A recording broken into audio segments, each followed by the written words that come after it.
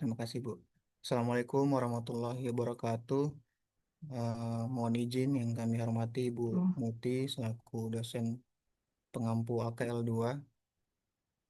Pada malam ini kami kelompok satu akan memaparkan hasil eh, kompilasi materi kami untuk pertemuan pertama dan pertemuan kedua, yaitu transaksi mata uang asing dan instrumen keuangan, di mana anggota kelompok kami terdiri dari 34 orang, Ibu, sesuai pembagian. Namun sampai sekarang itu yang baru join grup sekitar 27 orang, di mana yang berpartisipasi dalam menyusun itu sekitar 23 orang. Sisanya nanti akan membantu kami dalam menjawab dan dalam forum diskusi ini. Mohon izin kami lanjutkan. Berikutnya eh, ada transaksi mata uang asing. Untuk poin pertama yaitu pengantar akuntansi multinasional. Pengertian dan ruang lingkupnya, di mana akuntansi multinasional ini adalah cabang akuntansi yang menangani transaksi dan pelaporan keuangan yang mencakup penjabaran laporan keuangan entitas asing menjadi mata uang pelaporan induk perusahaan, serta penyesuaian yang diperlukan untuk menyusun laporan keuangan konsolidasi.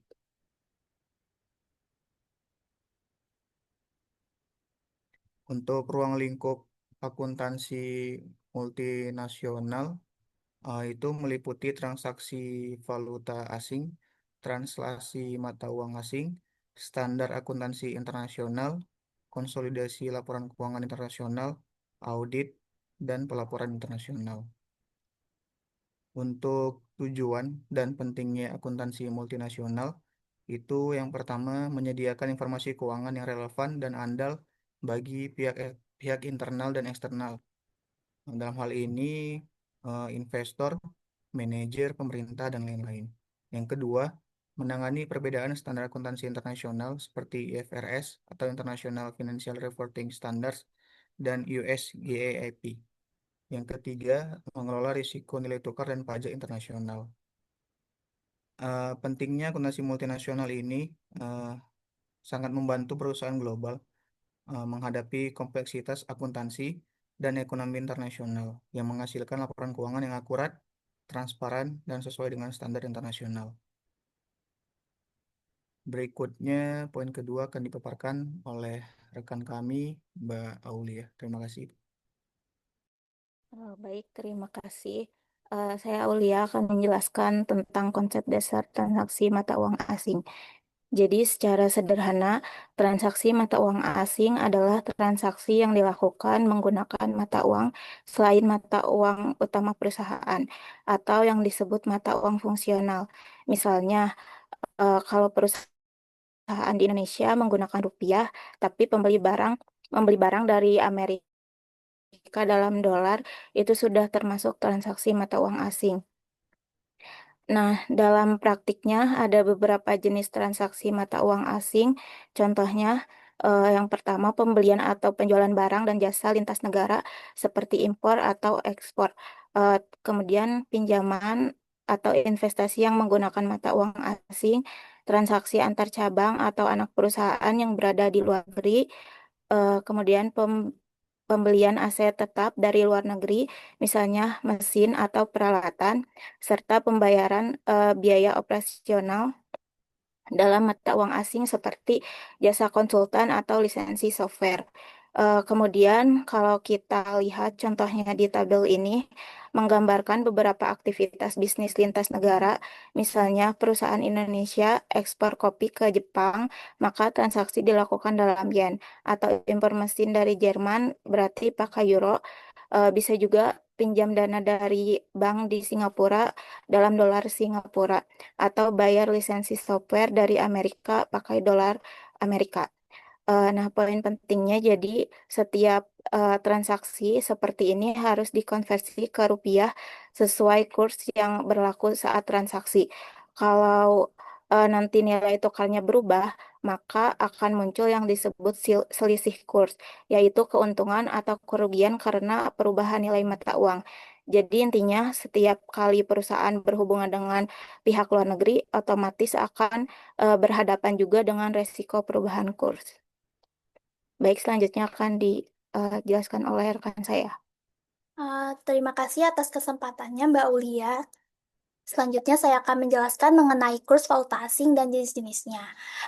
Mengenai pengertian kurs valuta asing adalah nilai tukar antara mata uang dalam negeri terhadap mata uang luar negeri, yang mana kurs ini menunjukkan berapa banyak rupiah yang harus kita bayarkan terhadap untuk mendapatkan satu satuan mata uang asing. Contohnya, 1 dolar Amerika setara dengan 16.000 rupiah.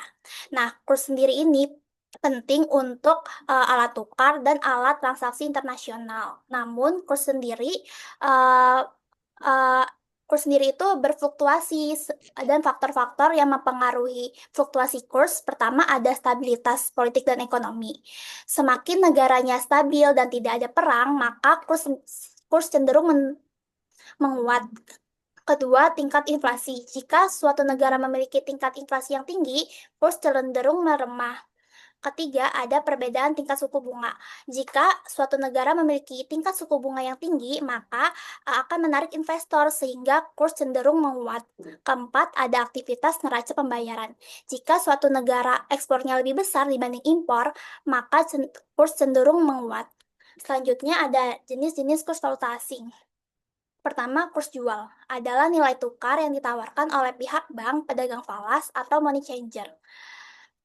Yang mana contohnya jika ketika kita pergi ke luar negeri ke Amerika, kita menukarkan uang rupiah kita ke menjadi dolar, yang mana misalnya petugas money changer itu menghargai 1 dolar seharga 16.000 rupiah. Itu yang dinamakan kurs jual. Sedangkan kurs beli adalah nilai tukar yang diberikan oleh bank, pedagang falas atau money changer kepada seorang yang ingin menukarkan mata uang asing. Nah, misalnya ketika kita pulang dari Amerika dan masih memegang USD dolar tersebut, kita ingin menukarkan ke rupiah kembali. Nah, petugas money changer ini bisa saja menghargai seharga 14.000 rupiah. Itu dinamakan kurs beli. Yang ketiga, kurs tengah adalah kurs rata-rata antara kurs jual dan kurs beli. Biasanya ini dilakukan untuk pelaporan keuangan. Sekian, selanjutnya akan dilanjutkan dengan Mbak Dini. Saya persilakan. Baik, selamat malam rekan-rekan semua. Di dekat apotek ya. Ya di rumah gede yang nah, di depan sini di sebelah mendoan. Saya akan menjelaskan mengenai pencatatan transaksi dalam mata uang asing, khususnya pada tahap awal transaksi. Dalam kegiatan bisnis internasional, seringkali perusahaan melakukan transaksi menggunakan mata uang asing. Namun, karena laporan keuangan perusahaan di Indonesia menggunakan mata uang fungsional, yaitu rupiah, maka setiap transaksi dalam mata uang asing harus dikonversi ke rupiah dengan menggunakan kurs spot yang berlaku pada tanggal transaksi. Sebagai contoh, PTA membeli barang impor senilai 10.000 dolar pada tanggal 1 September. Kurs yang berlaku pada hari itu adalah 15.000 per dolar. Maka nilai transaksi dalam rupiah adalah 10.000 dikali 15.000, yaitu 150 juta rupiah. Jurnal pencatatannya adalah sebagai berikut: persediaan atau beban pembelian di debit sebesar 150 juta dan utang usaha di sebelah kredit sebesar 150 juta. Pada tahap ini belum ada selisih kurs karena nilai tukar masih sama dengan saat transaksi dilakukan. Slide selanjutnya. Selanjutnya kita masuk ke bagian kedua, yaitu pengakuan selisih kurs. Pada akhir periode pelaporan, nilai tukar mata uang asing bisa berubah. Oleh karena itu, perusahaan harus menilai kembali pos-pos moneter seperti kas, piutang atau utang menggunakan kurs penutup yang berlaku pada akhir periode tersebut. Selisih antara nilai yang baru dan nilai sebelum disebut selisih kurs. Mari kita lihat contohnya. Misalkan dengan kasus PTA tadi nilai utang perusahaannya adalah 10 dolar. Maka akhir periode tepat 30 September kurs penutup berubah menjadi 14.500 per dolar. Maka nilai utang baru menjadi 10.000 dikali 14.500, yaitu 145 juta rupiah. Sementara nilai sebelumnya adalah 150 juta rupiah. Artinya, perusahaan mendapatkan keuntungan selisih kurs sebesar 5 juta rupiah karena nilai kewajiban dalam rupiah menjadi lebih. Laporan keuangannya. Tujuannya adalah agar pengguna laporan keuangan dapat Jurnal penyesuaiannya adalah utang usaha di debit sebesar 5 juta rupiah dan pendapatan selisih kurs di kredit sebesar 5 juta rupiah. Dari pembahasan ini, kita dapat menyimpulkan bahwa pertama, setiap transaksi dalam mata uang asing dicatat dengan kurs yang berlaku pada tanggal transaksi. Kedua, pada akhir periode, pos moneter harus disesuaikan kembali menggunakan kurs penutup. Dan ketiga, setiap perubahan nilai akibat perbedaan kurs dicatat sebagai keuntungan atau kerugian selisih kurs di laporan laba rugi.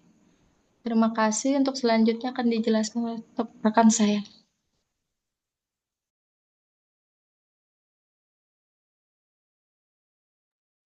Baik, untuk selanjutnya adalah penilaian dan pelaporan aset kewajiban dalam mata uang asing.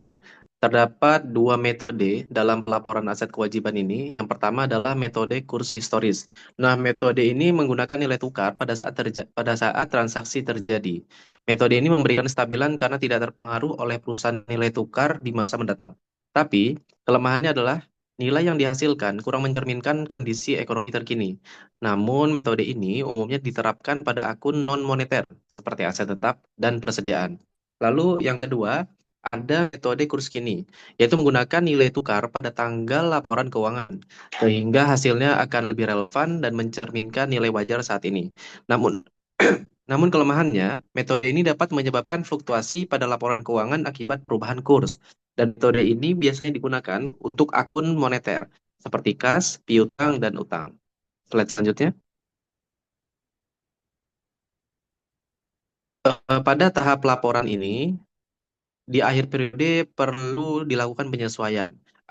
Terdapat beberapa contoh. Yang pertama, penyesuaian pendapatan yang masih harus diterima, seperti bunga atau jasa yang telah diperoleh tetapi belum diterima pembayarannya. Yang kedua, penyesuaian beban yang masih harus dibayar, seperti gaji atau bunga yang belum dibayar pada akhir periode. Yang ketiga, beban dibayar di muka, yaitu pembayaran yang dilakukan di awal tetapi manfaatnya baru akan diterima pada periode berikutnya. Yang keempat, pada pendapatan diterima di muka, yaitu penerimaan kas yang belum menjadi pendapatan pada periode berjalan. Dan terakhir, penyusutan aset tetap, yaitu untuk mengalokasikan biaya perolehan aset tetap selama masa manfaat. Baik, terima kasih. Selanjutnya akan dilanjutkan oleh rekan saya.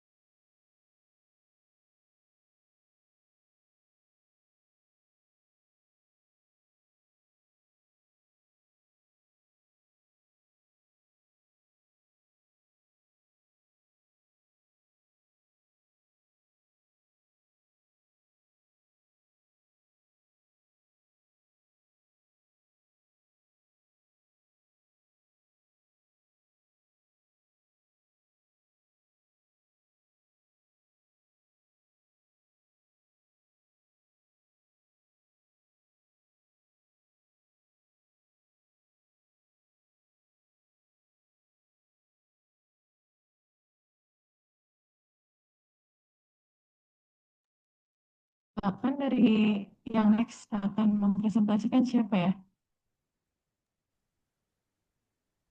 Siap Ibu, izin melanjutkan mungkin rekan kami sedang dalam kegiatan. Untuk Ya, poin silahkan. berikutnya, yaitu translasi laporan keuangan perusahaan anak dalam negeri. Anak di luar negeri. Tujuan utamanya, proses ini bertujuan untuk mengonversi atau menjabarkan laporan keuangan entitas anak di luar negeri ke dalam mata uang pelaporan entitas induk, misalnya ke dalam rupiah, agar dapat dikonsolidasikan. Proses ini diatur dalam PSAK 10, yang ini di mana sepadan dengan IAS 21. Langkah dan metodenya yaitu yang pertama, penentuan mata uang fungsional. Ini berfungsi untuk menentukan mata uang di lingkungan ekonomi utama tempat entitas anak beroperasi. Yang kedua, pemilihan metode translasi. Ini eh, terdapat beberapa poin, yaitu waktu digunakan itu ketika mata uang lokal sama dengan mata uang fungsional. Untuk metode temporalnya, mata uang fungsional itu sama dengan mata uang induk atau operasi terintegrasi.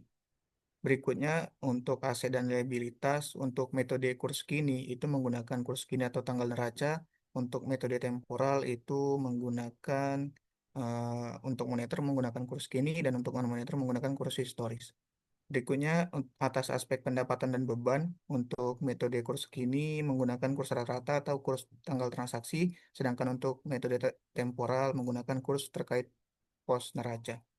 Atas aspek perlakuan selisih kurs, ini untuk metode kurs kini diakui dalam penghasilan komprehensif lain atau other comprehensive income di bagian ekuitas. Sedangkan untuk metode temporalnya ini diakui langsung dalam laporan laba rugi periode berjalan. Berikutnya adalah not pentingnya, PSAK 10 ini mewajibkan entitas untuk mengungkapkan kebijakan akuntansi yang digunakan serta dampak selisih kurs yang signifikan dalam catatan atas laporan keuangan atau caleg perusahaan atau entitas. Berikutnya untuk eh, poin yang ketujuh dilanjutkan oleh rekan saya.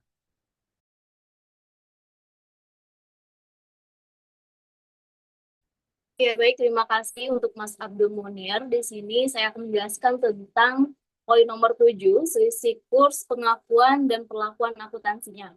Nah, sebelumnya saya akan membahas tentang selisih kurs. Nah, selisih kurs ini yaitu perbedaan nilai tukar saat transaksi dan saat penyelesaian yang dibagi menjadi terrealisasi saat transaksi diselesaikan dan belum terrealisasi atau saat transaksi belum diselesaikan. Nah, di sini juga ada pengakuan selisih kurs. Nah, pengakuan selisih kurs di sini ada dua, yaitu selisih kurs terrealisasi dan selisih kurs tidak terrealisasi. Nah, apa sih untuk selisih kurs terrealisasi? Nah, terjadi saat piutang atau utang dalam mata uang asing dilunasi atau diselesaikan. Nah, selisih kurs ini diakui langsung dalam laporan laba rugi. Nah, sedangkan selisih kurs belum terrealisasi terjadi pada saat transaksi moneter dalam mata uang asing dicatat, tetapi belum diselesaikan. Nah, selisih kurs ini tidak diakui dalam laba rugi, melainkan dicatat dalam neraca atau ekuitas. Nah, selanjutnya yaitu perlakuan. Nah, bagaimana sih perlakuan menurut PSAK nomor 10? Nah, poin pertama, transaksi awal. Transaksi mata uang asing dicatat dalam mata uang fungsional dengan menggunakan nilai tukar spot pada tanggal transaksi. Yang kedua, penyelesaian transaksi. Ketika transaksi diselesaikan, selisih kurs diakui dalam laporan laba rugi uang fungsional. Nah, yang selanjutnya poin 3, penilaian aset non-moneter. Aset non-moneter dalam mata uang asing dicatat pada nilai terserah uang fungsional atau biaya perolehan dan tidak mengalami penyesuaian akibat fluktuasi kurs. Yang terakhir ada pembaruan regulasi. PSAK 10 telah diperbarui dan kini menjadi PSAK 221 yang berlaku efektif 1 Januari 2024. Next, selanjutnya di sini saya akan membahas tentang contoh. Nah, di sini ada contoh, saya mengambil perusahaan PT Edion Otomotif Indonesia, yang dimana PT Edion Otomotif Indonesia ini mengimpor barang senilai $10.000 pada tanggal 1 November 2025 saat kurs Rp14.000 per dolar. Nah, perusahaan tersebut harus membayar utangnya pada tanggal 1 Desember 2025 saat kurs menjadi 14.500 per dolar. Berarti naik ya. Nah, berarti pada tanggal transaksi 1 November ini uang tercantum keterangannya $10.000 dikali 14.000 maka jumlahnya yaitu 140 juta. Nah, pada penyelesaian 1 Desember, total yang dibayarkan itu menjadi naik menjadi 145 juta. Nah, maka selisih kurs terrealisasi ini menjadi beban. Nah, dalam kasus ini, perusahaan PT Edin Otomotif Indonesia mengalami kerugian besar dalam sejumlah 5 juta yang harus diakui sebagai beban dalam laporan rugi laba pada tanggal 1 Desember 2025. Nah, untuk materi selanjutnya akan disampaikan oleh rekan saya. Terima kasih.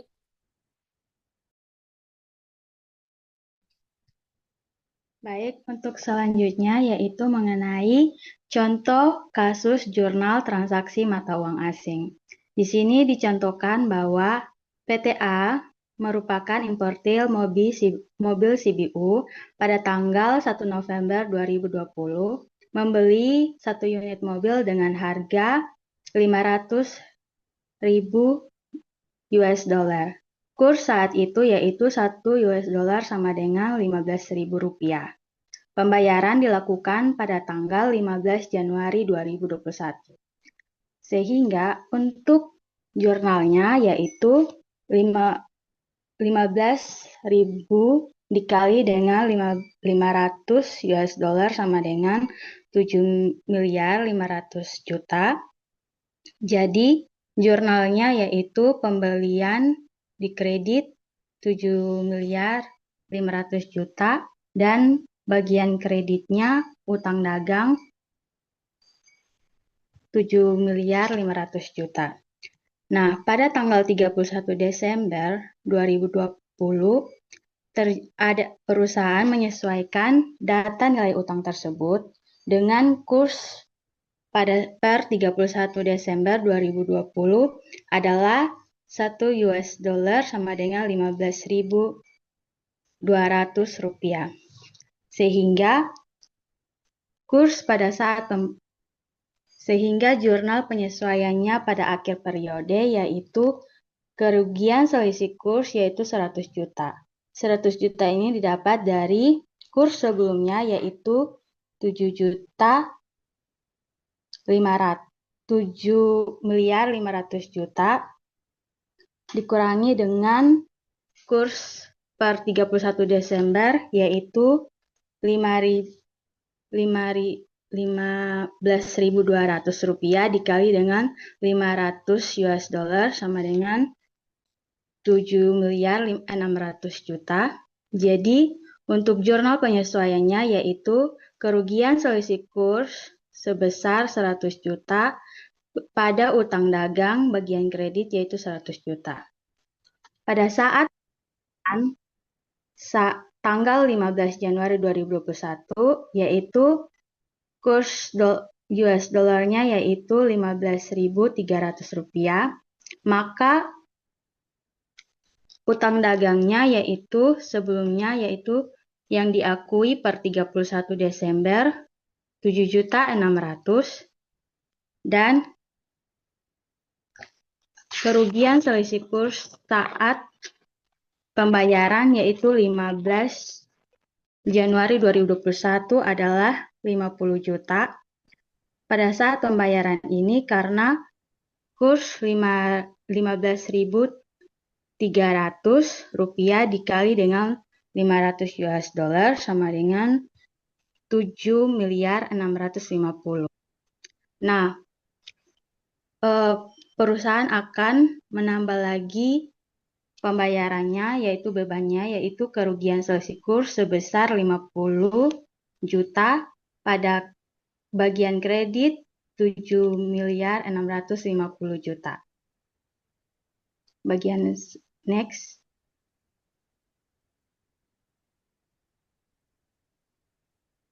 Selanjutnya itu untuk kasus impor. Contoh untuk kasus ekspor yaitu PTB menjual barang ke Amerika Serikat senilai 10.000 US dollar pada 1 November. Kurs saat itu yaitu 15.000 rupiah. Faktur dikirim dan diterima oleh pembeli dan pembayaran diterima 15 November. Kurs pada saat itu yaitu 14.800 per US dollar. Untuk membuat jurnalnya yaitu saat penjualan pada tanggal 1 November yaitu 15.000 dikali dengan 10.000 sama dengan 150 juta. Jadi jurnal penjualannya yaitu piutang usaha US dollar 150 pada penjualan 150. Pada saat penerimaan pembayaran pada tanggal 15 November, kas 148. Pada saat pembayaran 15 November, kursnya menjadi menurun karena kursnya menjadi menurun 14.800 US dollar, maka adanya kerugian tersebut 2 juta pada kredit piutang usaha 150 juta.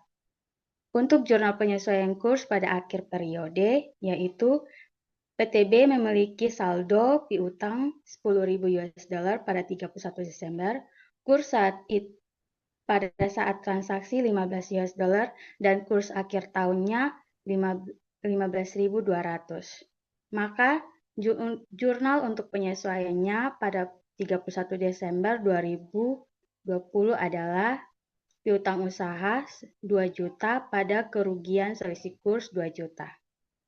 Selanjutnya akan dilanjutkan oleh Mas Bagus. Ya, terima kasih Mbak. Ini izin melanjutkan untuk yang selanjutnya terkait dampak perubahan nilai tukar terhadap laporan keuangan konsolidasi. Di nilai tukar itu kan mengalami fluktuasi ya. Nah, yang itu dapat mempengaruhi laporan keuangan konsolidasi suatu perusahaan. Antara lain yang pertama, fluktuasi pada nilai tukar dapat memengaruhi income before tax atau laba sebelum pajak secara langsung, di mana hal ini mencerminkan suatu sensitivitas biaya atau pendapatan terhadap perubahan nilai tukar. Yang kedua, naiknya nilai tukar mata uang dalam meningkatkan laba perusahaan. Hal ini bisa terjadi karena adanya pengurangan biaya impor atau bisa disebabkan oleh nilai peningkatan aset dalam mata uang asing. Yang ketiga, menurunnya nilai tukar mata uang yang bisa menimbulkan kerugian. Hal ini terjadi disebabkan oleh meningkatnya utang dalam mata uang asing atau menurunnya nilai aset dalam mata uang asing. Untuk yang selanjutnya, saya persilakan.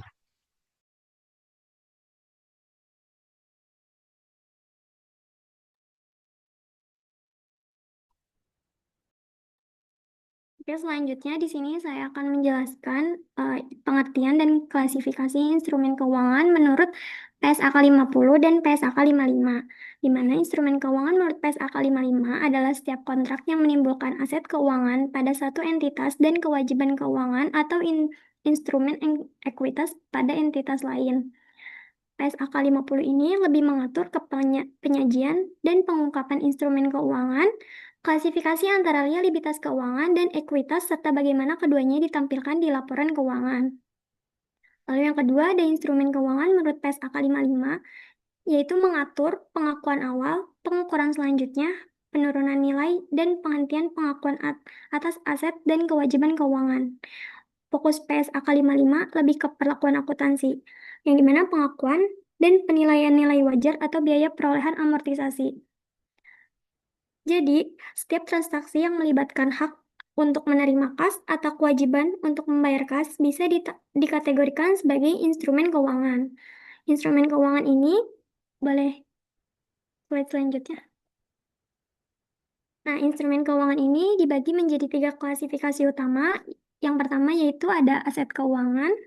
Aset keuangan adalah segala bentuk hak kontraktual untuk menerima kas atau aset keuangan lain dari entitas lain. Contohnya itu seperti kas, piutang, atau saham yang diterbitkan oleh entitas lain.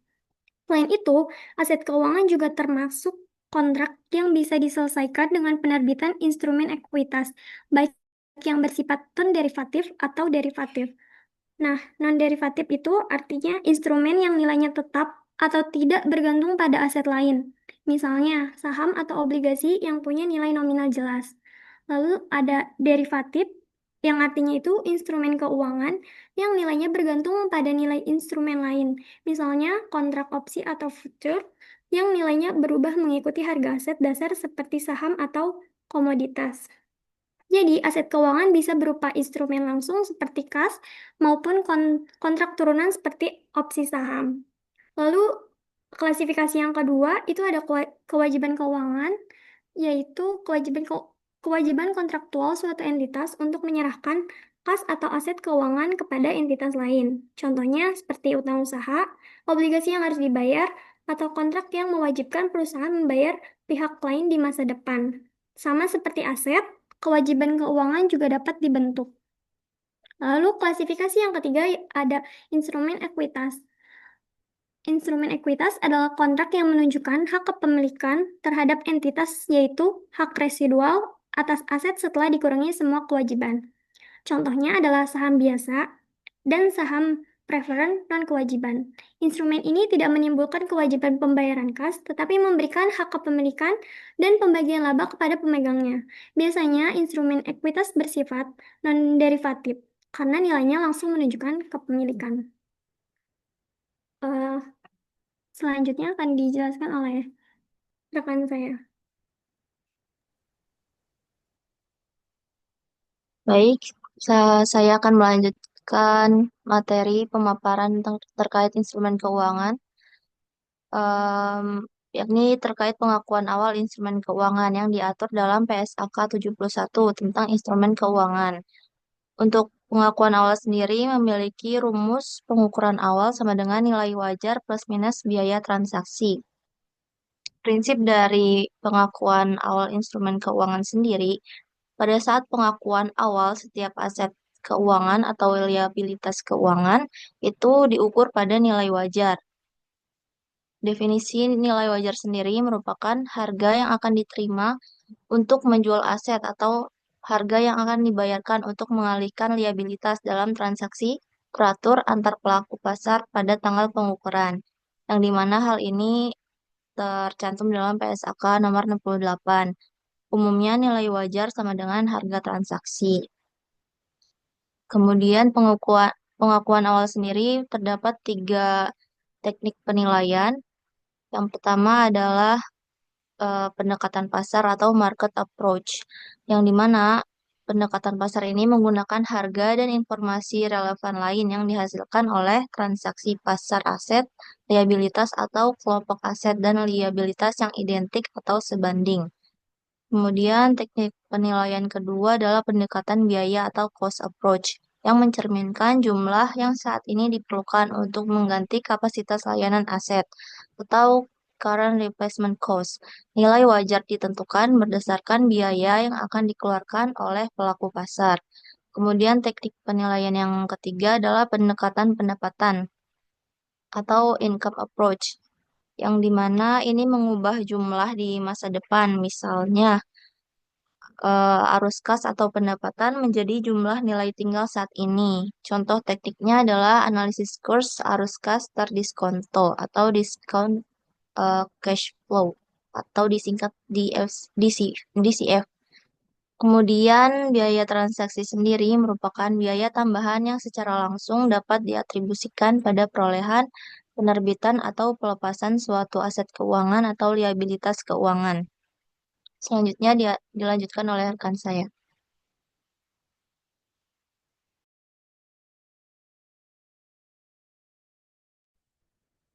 Assalamualaikum warahmatullahi wabarakatuh. Selamat malam, Ibu dan teman-teman sekalian. Izin untuk presentasi. Jadi setelah suatu instrumen keuangan itu dicatat pertama kali pada nilai wajar, standar akuntansi itu mengatur bagaimana instrumen tersebut harus diukur pada periode berikutnya.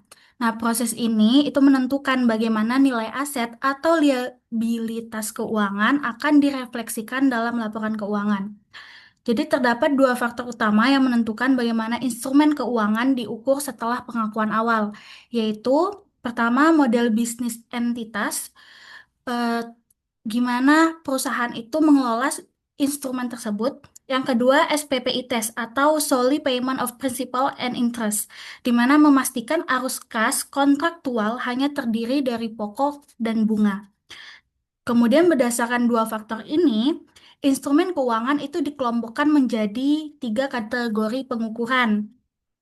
Kategori pertama adalah FVTPL atau Fair Value Through Profit or Loss, di mana pada kategori ini instrumen keuangan itu diukur menggunakan nilai wajar dan perubahan nilainya itu diakui langsung dalam pelaporan laba rugi.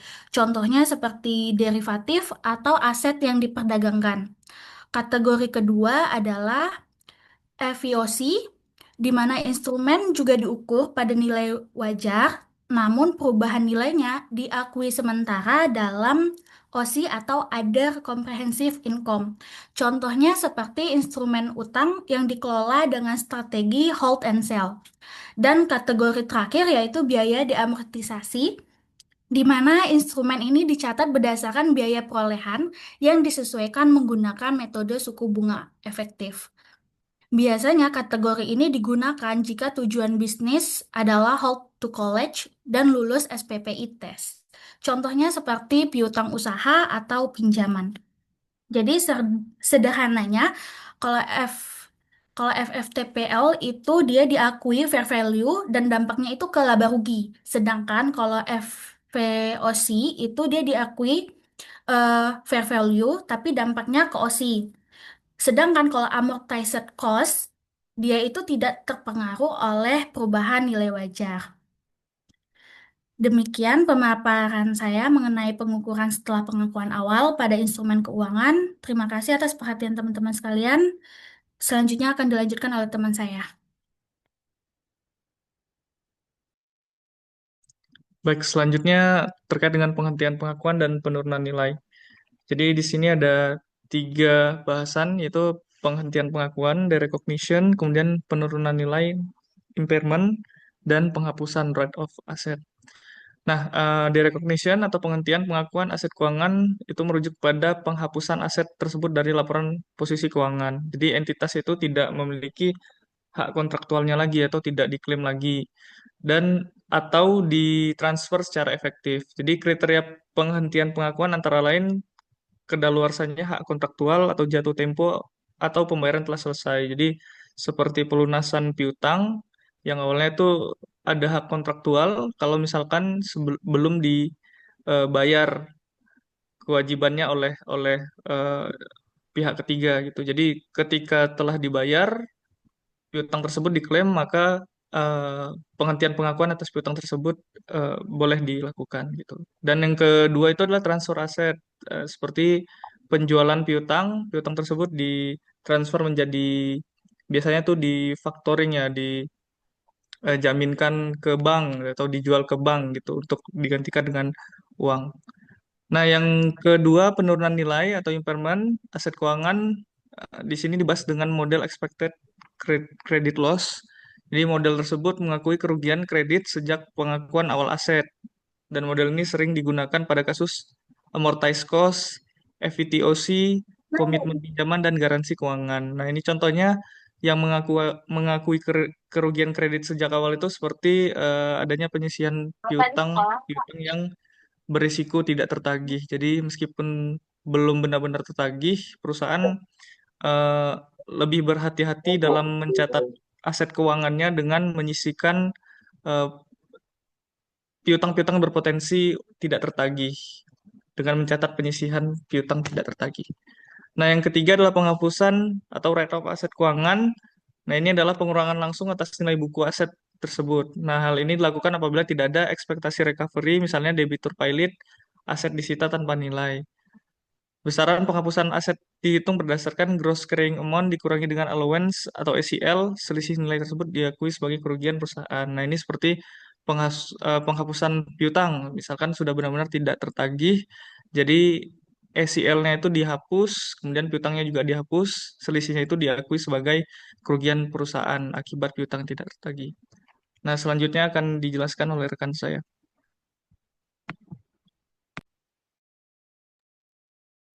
Oke, next. Selanjutnya terkait dengan kewajiban keuangan dan instrumen ekuitas.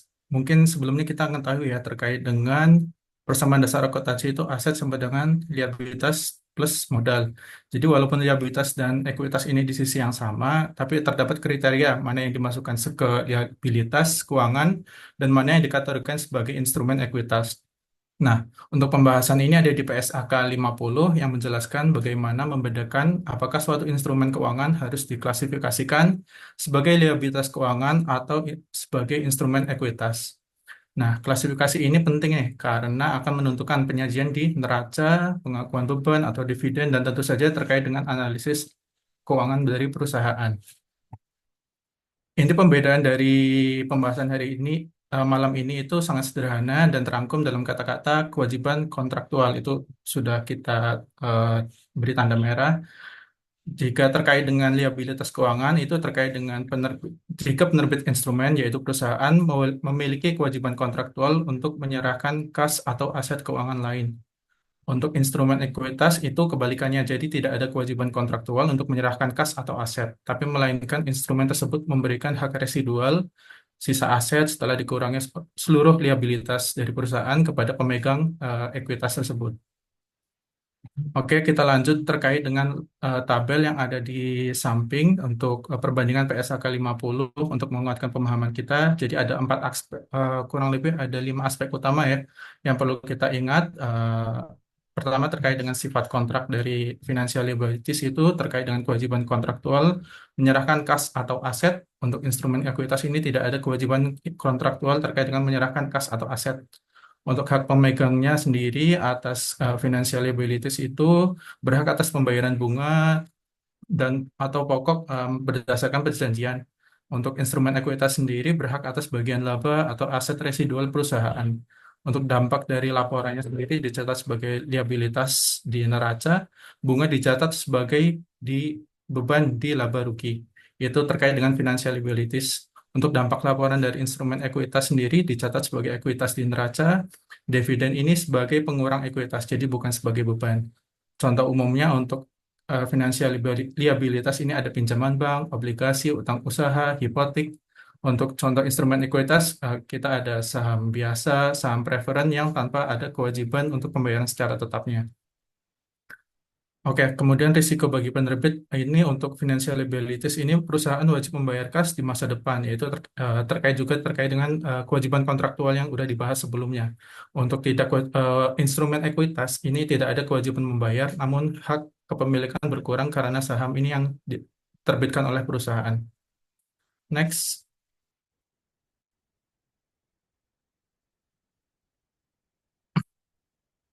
Jadi ini ada contoh 3 kasus terkait dengan pendanaan perusahaan. Mungkin sebelum membahas terkait ini, kita perlu hati-hati terkait dengan instrumen keuangan majemuk, misalkan seperti obligasi konversi atau convertible bonds. Ini instrumen yang punya 2 komponen.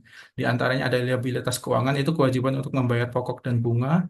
Terus instrumen ekuitas itu 2 komponen yang komponen yang kedua itu instrumen ekuitas itu opsi bagi pemegang untuk mengkonversi utang menjadi saham. Nah, untuk contoh kasus bagaimana ada di layar ini, misalkan untuk PT Rasaku mencari pendanaan 1.260.000.000, ada 3 instrumen yang berbeda. Yang pertama ini untuk obligasi biasa senilai 400 juta. Kita buat contoh yang mudah aja ya. Jadi untuk catatan penerbitan obligasi diterbitkan at par, jadi nilai nominal sama dengan nilai harga jual. Jadi jurnalnya kita mudah ya untuk contoh malam ini. Jadi kas di debit 400 juta, bonds payable di kredit 400 juta. Jadi mencerminkan kewajiban perusahaan untuk membayar kembali pokok utang. Untuk ada bunga 10% dari 400 juta itu 4 juta, ada pencatatannya beban pada interest expense 40 juta. Jadi kita catat interest expense pada kas 40 juta. Kedua, untuk PT Rasaku menerbitkan 50 ribu lembar saham biasa, jadi termasuk sebagai instrumen ekuitas. Saham dijual harga 13.000 per lembar, padahal nilai nominalnya hanya 10.000 per lembar. Jadi total kas diterimanya 650 juta, 50.000 dikalikan 13.000. Untuk jurnalnya ini ada common stock, ini nilainya 500 juta di kredit. Untuk selisihnya ini premium atau additional paid in capital 150 juta dan kita terima kas 650 juta di debit. Mungkin yang perlu diingat terkait dengan penerbitan saham ini meningkatkan ekuitas dan modal disetor, jadi bukan meningkatkan liabilitas. Mungkin selanjutnya yang bagian yang terumit di antara dua sebelumnya itu terkait dengan obligasi konversi senilai 200 juta dengan hak konversi menjadi 20.000 saham di tahun ketiga. Jadi perlu kita menghitung dari komponen liabilitas terlebih dahulu. Misalkan untuk nilai wajar dari eh, suku bunga itu ada 10%. Jadi nilai wajar utangnya 200 juta, kita catat bonds payable 200 juta di kredit. Total kas yang diterima ini 210 juta karena emang dijual pada harga 105 ya. Jadi selisih 10 juta dicatat sebagai premium on bonds payable. Terus untuk komponen ekuitas dalam kasus ini opsi ekuitas ini sebesar nilai sisanya 0.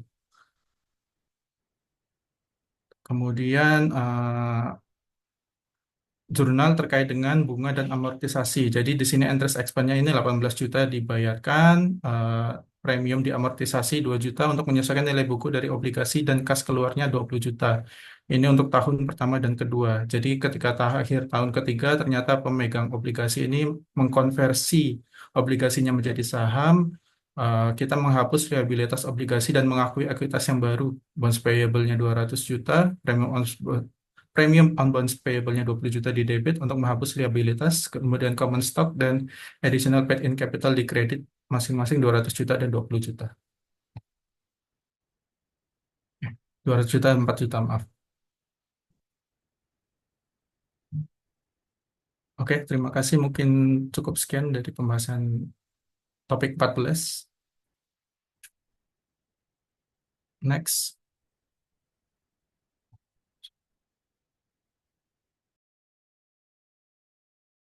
Nah, ini dia. Ah, halo, apakah suara saya kedengaran? Terdengar, Kak. Oke, ini akan saya lanjutkan untuk penjelasan terkait derivatif dan akuntansi lindung nilai. Diawali dengan pengertian derivatif itu sendiri itu adalah kontrak atau instrumen keuangan yang nilainya diturunkan, derive, dari nilai aset dasar, underlying asset. Nah, underlying asset itu contohnya itu seperti mata uang asing, suku bunga, harga saham atau indeks saham, komoditas, nilai tukar mata uang. Maksudnya itu apa? Semua segala aset yang nilainya itu bisa berubah-berubah seiring waktu. Nah, ini instrumen derivatif ini bisa dibilang jadi karena berubah sering nilai aset dasar ini membutuhkan investasi sedikit atau tidak sama sekali. Kenapa? Karena ketika membeli underlying aset ini itu dilakukan apa? Tidak pada harga pokok, lebih kepada pada harga perjanjiannya. Maka dari itu ketika apa instrumen derivatif ini dibeli, biasanya yang dikeluarkan itu hanya Ini kita pelajarin lo dulu. halo. Oh, kalau untuk apa instrumen derivatif ini biasanya dibeli hanya pada harga kontrak terlebih dahulu sebelum harga apa aset pokok itu dibeli keseluruhan. Nah, ini tujuan derivatif ini sendiri itu adalah untuk melaksanakan hedging, lindung nilai, melindungi dari risiko kerugian akibat fluktuasi nilai derivatif. Lalu ada spekulasi, yaitu mencari keuntungan dari perubahan harga, dan arbitrase, yaitu mengambil keuntungan dari perbedaan harga antar pasar atau lokasi.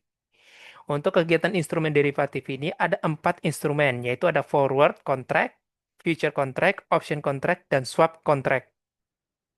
Untuk forward contract sendiri itu adalah perjanjian antar dua pihak untuk membeli atau menjual aset di masa depan dengan harga yang ditetapkan sekarang. Untuk future contract itu sama seperti forward. Cuman bedanya itu kalau untuk future itu lebih distandarisasi. Maksudnya itu kalau misalkan forward itu adalah perjanjian antar dua belah pihak. Artinya bisa apa? Segala ketentuan yang ada di forward itu bisa ditentukan di kedua belah pihak tersebut. Berbeda dengan future. Kalau future itu sudah distandarisasi sama pihak pihak organisasi tertentu. Dan makanya yang future contract ini sering ditemukan di bursa. Ya, apa? Karena sudah distandarisasi, future itu apa? Risikonya itu lebih tinggi daripada apa? Lebih rendah daripada forward. Sedangkan forward itu risiko one prestasinya lebih tinggi. Nah, untuk option contract sendiri itu ada kegiatan antara call, put, dan strike price, yaitu option itu adalah memberi hak untuk membeli atau menjual pada harga tertentu. Jadi yang dibeli apa yang dibeli dari option kontrak itu adalah hak untuk membeli atau menjual. Nah, itu apa? Diberikan batas waktu untuk membeli atau menjual tersebut. Dan itu tidak wajib untuk dilakukan. Biasanya option itu ada apa? Ada harga premi dulu yang diberikan untuk bisa membeli itu. Apa? Membeli call atau put tersebut. Lalu ada swap. Swap sendiri itu adalah dua pihak saling menukar arus kas di masa depan berdasarkan jumlah pokok tertentu. Itu ada terdapat tiga jenis swap, yaitu interest rate swap, currency swap, sama commodity swap. Yang paling mudah dipahami itu adalah interest rate swap. Karena interest rate swap itu adalah ketika perusahaan memiliki bunga tetap, lalu di apa? Di perusahaan anak perusahaannya itu ada memiliki bunga mengambang, lalu ditakutkan karena ada perubahan bunga, itu dari kedua perusahaan itu apa? Tukar tukar pembayaran. Jadi untuk perusahaan yang perusahaan A ini membayar perusahaan bunganya perusahaan B, sedangkan perusahaan B membayar bunganya perusahaan A. Ya apa? Jadi sebenarnya derivatif ini itu apa? Adalah upaya perusahaan untuk melindungi nilai akibat dari fluktuasi. Namun ketika fluktuasi ini apa bisa dibilang menguntungkan satu pihak, maksudnya itu berhasil dilindungi nilainya, di salah satu pihak biasanya dirugikan. Ya, jadi apa? Ini ada untung ruginya juga sih. Nah, untuk apa? Untuk jenis hubungan lindung nilai itu ada fair value hedge, cash flow hedge, dan net investment hedge. Nah, untuk fair value hedge itu adalah kegiatan melindungi nilai untuk aset atau liabilitas yang sudah ada. Jadi yang dilindungi itu adalah aset benda yang sudah ada yang dimiliki sama perusahaan.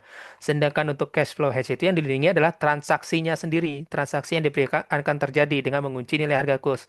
Bedanya dengan cash fair value itu, kalau cash flow itu dia dicatat menggunakan other comprehensive income. Sedangkan fair value sendiri itu dia tidak menggunakan other comprehensive income, tapi langsung diakui di laba rugi.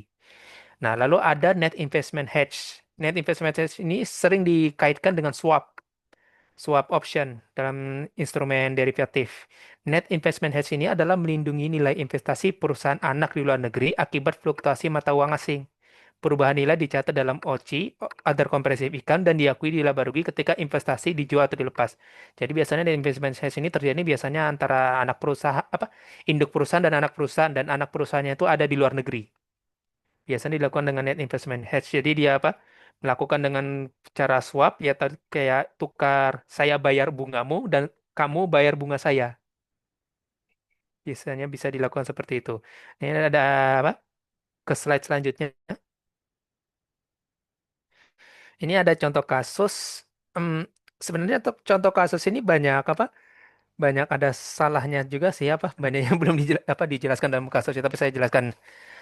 Untuk kasus pertama itu PT ABC memiliki obligasi ini investasi obligasi. Jadi PT ABC memiliki obligasi ke perusahaan lain senilai 1 miliar dengan bunga 10% tahun. Nah, ini obligasi dimiliki PT ABC ini dia pengen jual ke orang lain.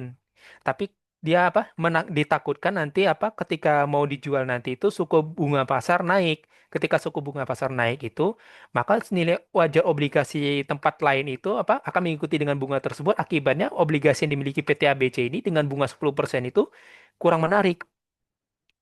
Nah, untuk melindungi diri itu dari kegiatan seperti itu, nah perusahaan ini membuat kontrak forward. Berarti kalau kontrak forward kan berarti dengan pihak lain yang ketentuannya bisa ditentukan antara kedua belah pihak tersebut.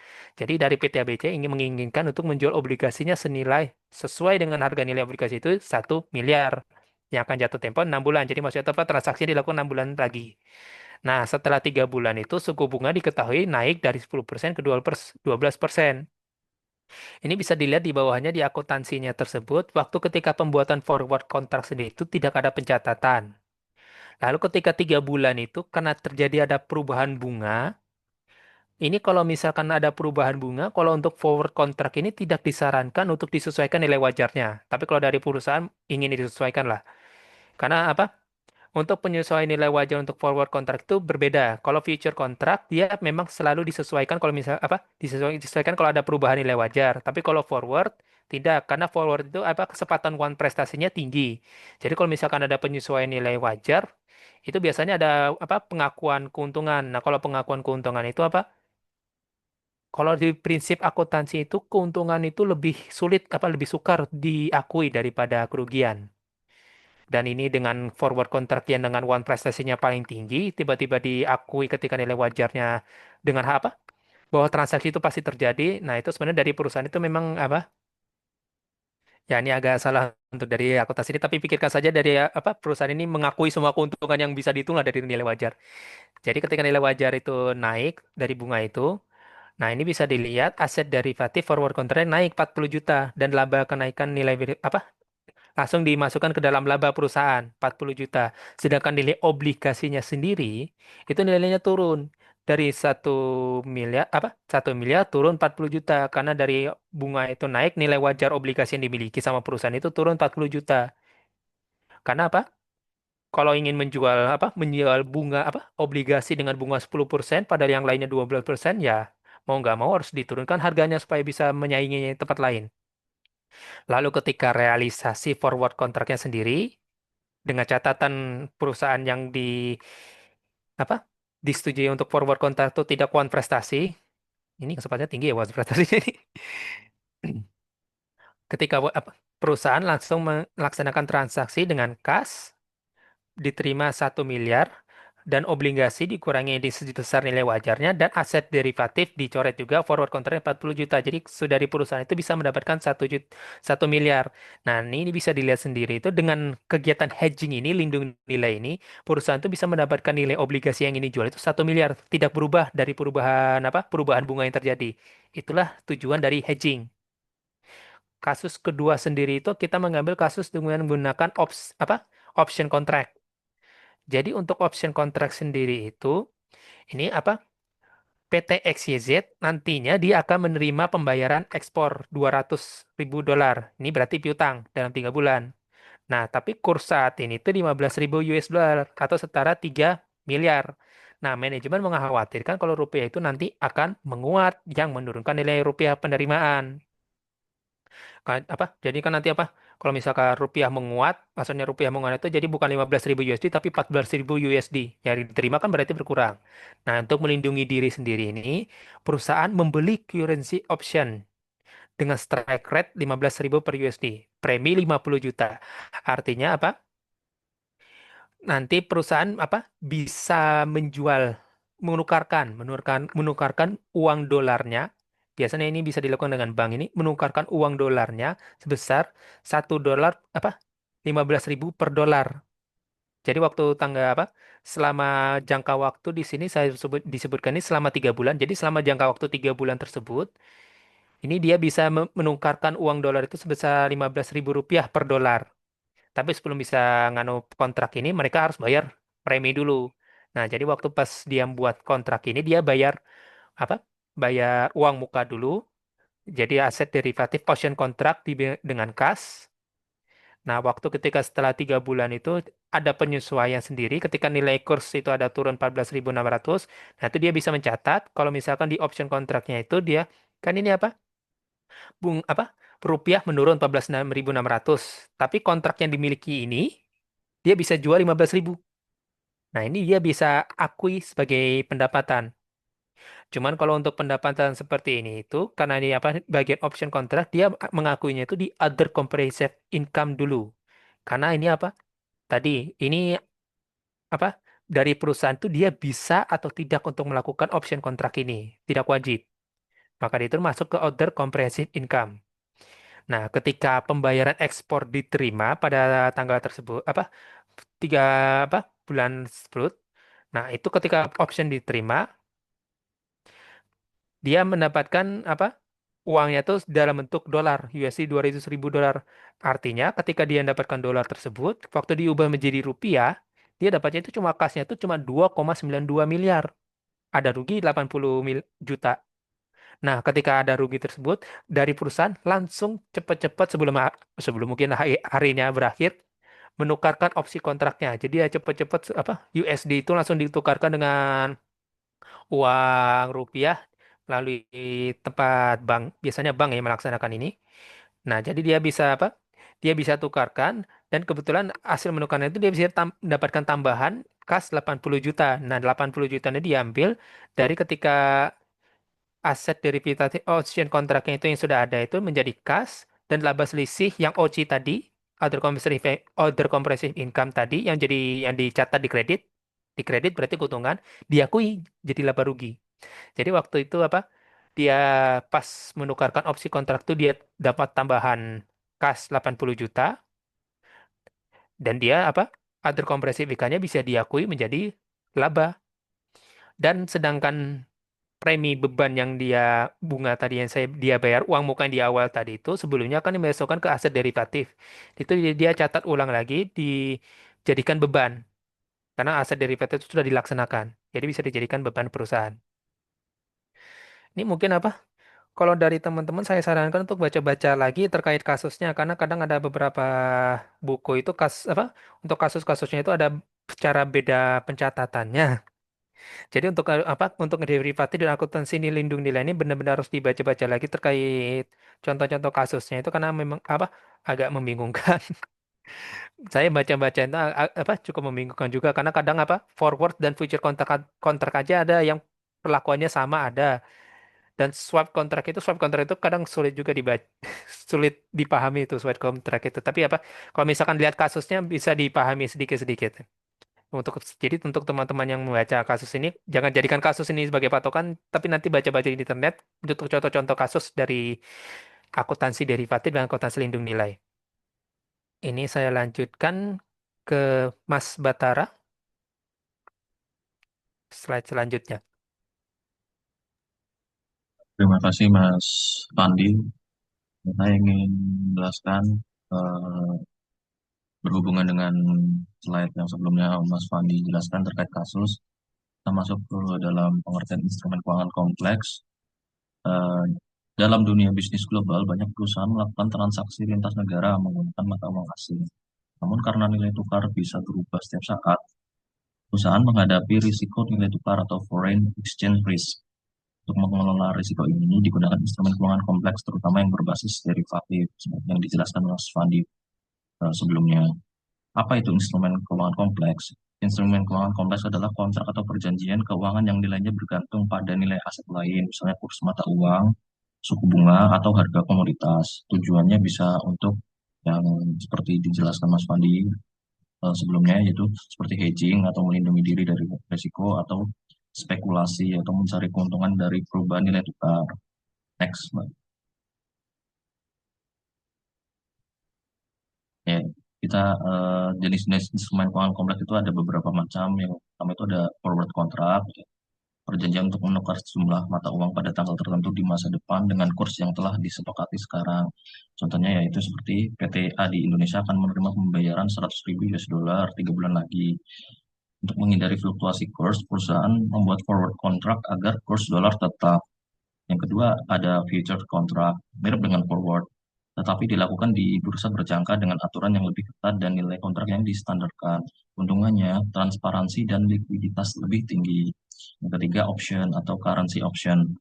Pengertiannya memberikan hak atau bukan kewajiban untuk membeli atau menjual mata uang asing pada kurs tertentu sebelum atau pada tanggal tertentu. Contohnya, perusahaan membeli call option dolar AS untuk berjaga-jaga jika kurs dolar naik. Bisa next, Mbak. Yang keempat ada swap, perjanjian untuk menukar arus kas atau pokok dalam mata uang berbeda. Contohnya seperti perusahaan Indonesia menukar utang dalam rupiah dengan utang dolar Amerika Serikat milik perusahaan lain untuk menyesuaikan kebutuhan likuiditas.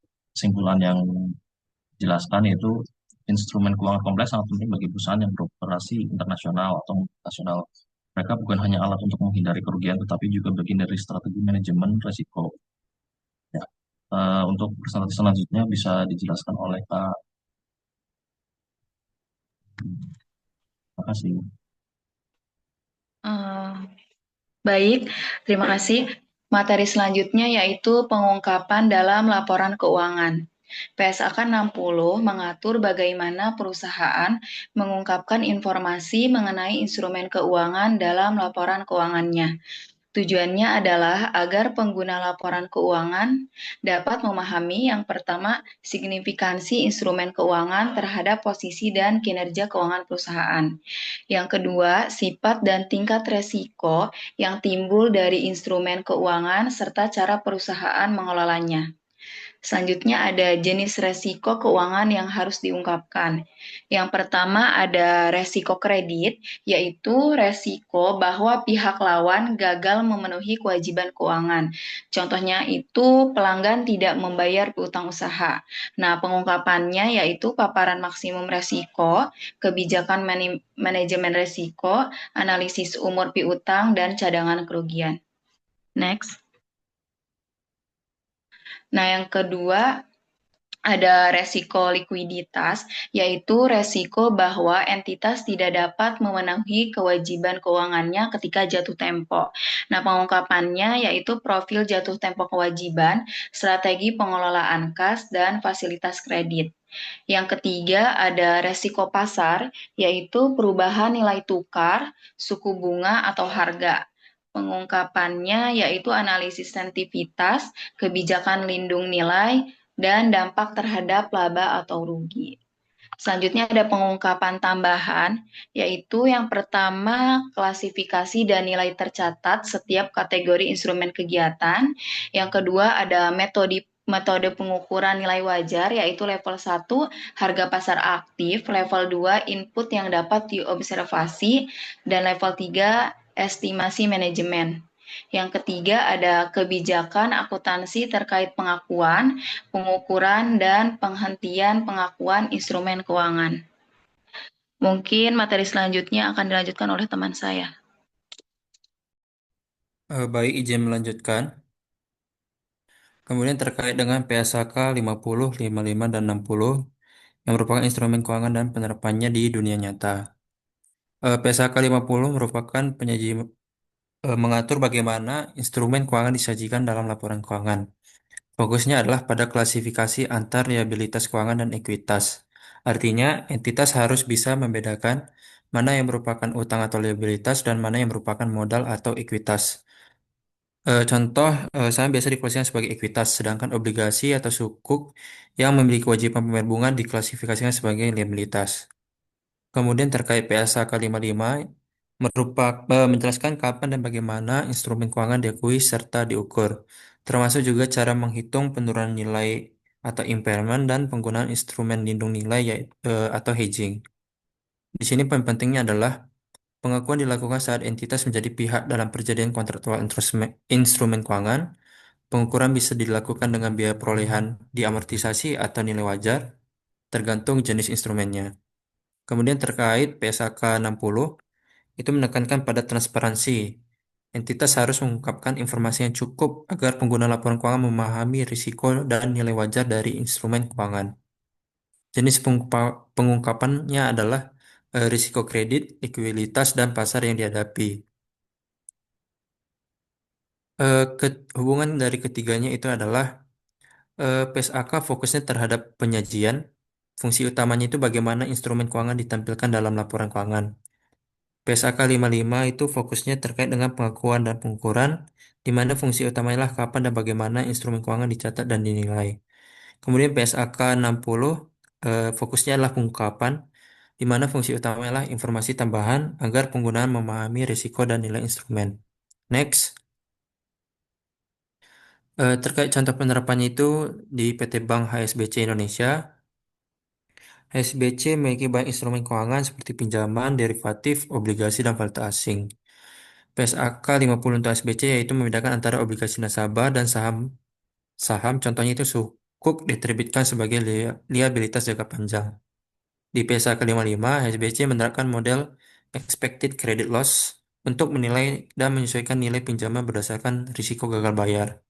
Kemudian PSAK 60, SBC mengungkapkan secara detail risiko kredit, likuiditas, dan pasar dalam laporan tahunan, termasuk tabel sensitivitas terhadap suku bunga dan nilai tukar. Jadi dari kesimpulannya itu, ketiga PSAK ini membentuk kerangka komprehensif untuk pelaporan instrumen keuangan. PSAK 50 memastikan penjajian yang tepat, PSAK 55 menjamin pengukuran yang akurat, dan PSAK 60 meningkatkan transparansi laporan keuangan. Selanjutnya dilanjutkan oleh teman saya. Baik, izin melanjutkan materi. Setelah tadi dijelaskan terkait dengan transaksi mata uang asing dan instrumen keuangan, selanjutnya yaitu terkait dengan tantangan akuntansi multinasional. Yang pertama, dampak fluktuasi mata uang. Jadi dampak fluktuasi nilai mata uang itu sendiri sangat sangat luas ya, mulai dari bisa perdagangan internasional, biaya impor ekspor, inflasi, stabilitas ekonomi, hingga pengaruhnya terhadap laporan keuangan. Nah, fluktuasi ini juga dapat mempengaruhi arus kas, pendapatan, biaya, dan nilai keseluruhan perusahaan. Nah, salah satu dampak dari fluktuasi nilai mata uang itu sendiri yaitu munculnya resiko valuta asing atau falas. Pengertian dari resiko valuta asing yaitu merupakan resiko yang disebabkan oleh perubahan kurs valuta asing di pasaran yang tidak sesuai lagi dengan yang diharapkan, terutama pada saat dikonversikan dengan mata uang domestik. Nah, selanjutnya terdapat 3 jenis utama untuk resiko valuta asing. Yang pertama yaitu resiko transaksi atau transaction risk. Pengertiannya sendiri yaitu resiko perubahan nilai tukar antara waktu transaksi disepakati dan waktu penyelesaian pembayaran aktual dalam mata uang asing. Ini akan berdampak langsung pada arus kas perubahan. Kemudian jenis resiko ini juga terjadi ketika perusahaan bekerja sama dengan pihak di negara lain dan transaksi dilakukan menggunakan mata uang asing.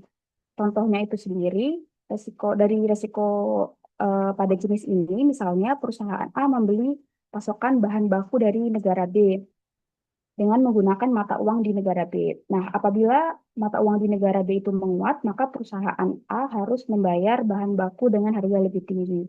Jadi pada dasarnya resiko valuta asing untuk resiko transaksi itu hanya dirasakan oleh satu sisi, yaitu perusahaan yang membayar menggunakan mata uang asing. Jenis yang kedua yaitu resiko translasi atau translation risk atau exposure, yaitu resiko perubahan nilai aset, kewajiban, atau pendapatan saat laporan keuangan dari anak perusahaan di luar negeri dikonversi atau ditranslasi ke mata uang laporan induk perusahaan. Nah, ini akan mempengaruhi nilai ekuitas dan laba yang dilaporkan di neraca. Hal ini biasanya terjadi pada perusahaan yang memiliki beberapa anak perusahaan di negara lain. Jadi perusahaan pusat biasanya memiliki resiko valuta asing yang tinggi ketika laporan keuangan disusun menggunakan mata uang negara asing. Karena biasanya laporan keuangan dari masing-masing anak perusahaan akan diubah ke dalam mata uang yang berlaku di perusahaan pusat. Jadi apabila nilai tukar mata uang di negara perusahaan pusat melemah, hal ini tentu akan mempengaruhi nilai keuntungan yang diperoleh. Risiko yang ketiga yaitu risiko ekonomi atau economic risk atau operating risk.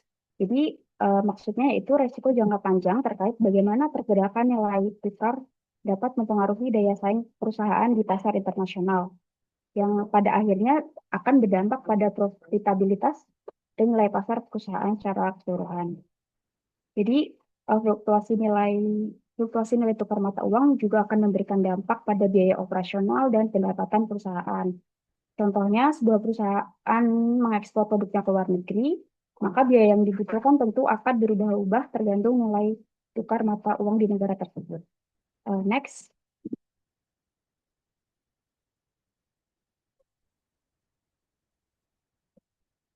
Next. Ya. Oke, setelah mengetahui penjelasan terkait dengan resiko valuta asing dan jenis-jenisnya tadi, jadi bisa dikatakan kalau resiko valuta asing ini merupakan kondisi yang tidak dapat dihilangkan sepenuhnya. Oleh karena itu, perusahaan hanya dapat meminimalisir dan melakukan mitigasi resiko. Salah satunya yaitu melalui kontrak forward. Tadi kan di awal sudah dijelaskan terkait jenis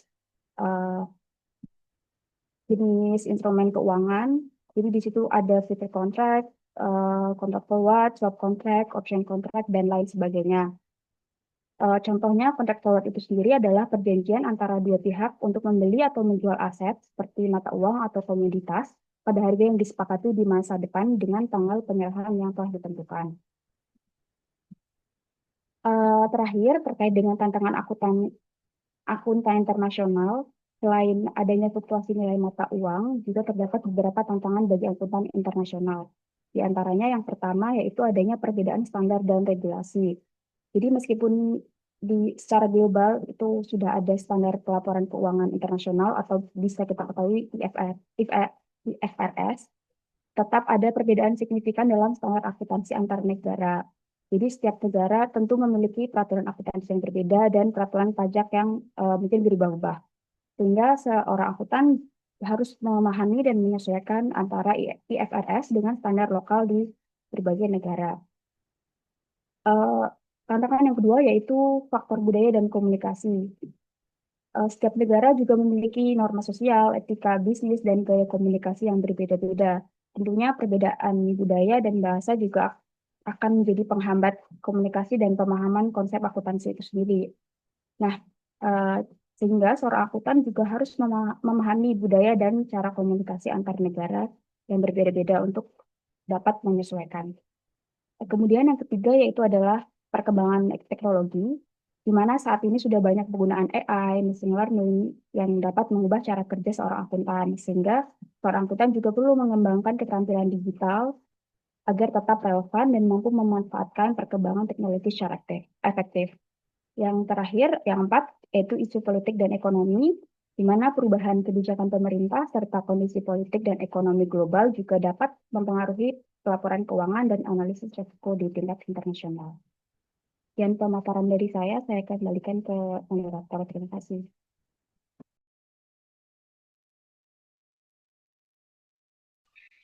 Mohon izin, Ibu Muti. Sekian presentasi dari kelompok 1. Berikutnya kami berikan kesempatan untuk teman-teman dari kelompok lain untuk eh, memberikan tanggapan atau kritik atau pertanyaan terhadap paparan kami. Terima kasih, Ibu.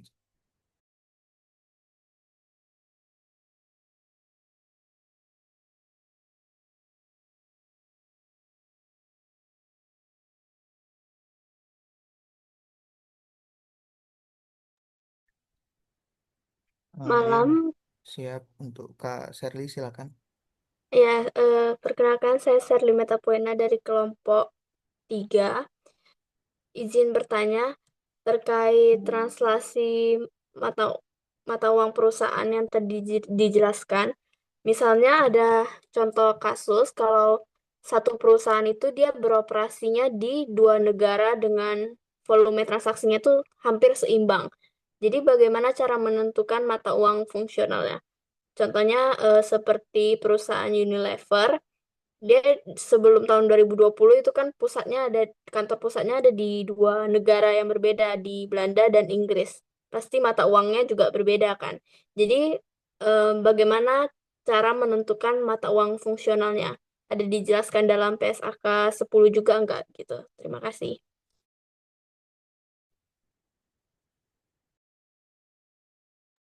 Terima kasih Kak Serly atas pertanyaannya.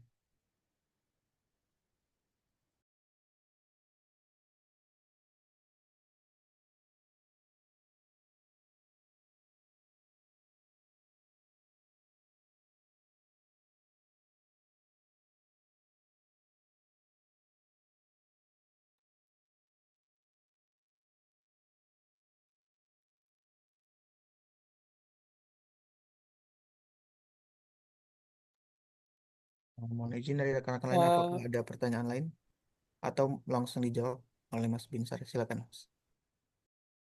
Sorry Mas, itu ada yang menarik, tapi saya jawab dulu ya. Mungkin eh, nggak terlalu menjawab, tapi coba menambahkan sedikit soal pertanyaan Mbak Shirley. Tadi pertanyaannya eh, pada contoh kasus perusahaan Unilever, eh, sebelum tahun 2020 dia kantor pusatnya ada di Inggris dan Belanda. Tapi berdasarkan PSAK 10 mungkin bisa ditentukan mata uang fungsionalnya itu berdasarkan transaksi utamanya di mana. Paling besar transaksinya itu misal kalau di Inggris berarti mata uang fungsionalnya di Inggris. Kalau berdasarkan PSAK 10 atau IAS 21. Jadi kemungkinan karena Unilever setelah eh, ini pertanyaannya sebelum 2020 atau setelahnya, atau pertanyaannya cara menentukan Sebelum. mata uang fungsional. Ya, sebelumnya kan ada di dua pusat. Jadi pada saat di dua pusat itu bagaimana cara menentukannya? Oh ya, berdasarkan dua pusat itu ya ditentukan dulu yang mana yang paling besar transaksinya. kemungkinan biarpun ada di dua negara, harusnya ada satu tempat yang dibuat menjadi eh, mata uang fungsionalnya. Eh, dalam asumsi saya mungkin di Inggris ya. Harusnya paling besar di Inggris ini levelnya. Mungkin sedikit atau teman-teman boleh nambahin, makasih.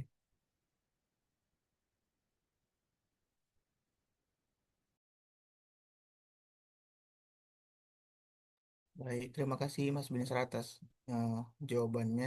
Mungkin sedikit tambahan untuk historical perusahaan Unilever ini di tahun sebelum 2020 itu kantor utamanya itu di Inggris dan untuk kantor cabangnya itu di Belanda. Jadi sehingga mata uang fungsionalnya mengikuti perusahaan induknya yaitu di Inggris.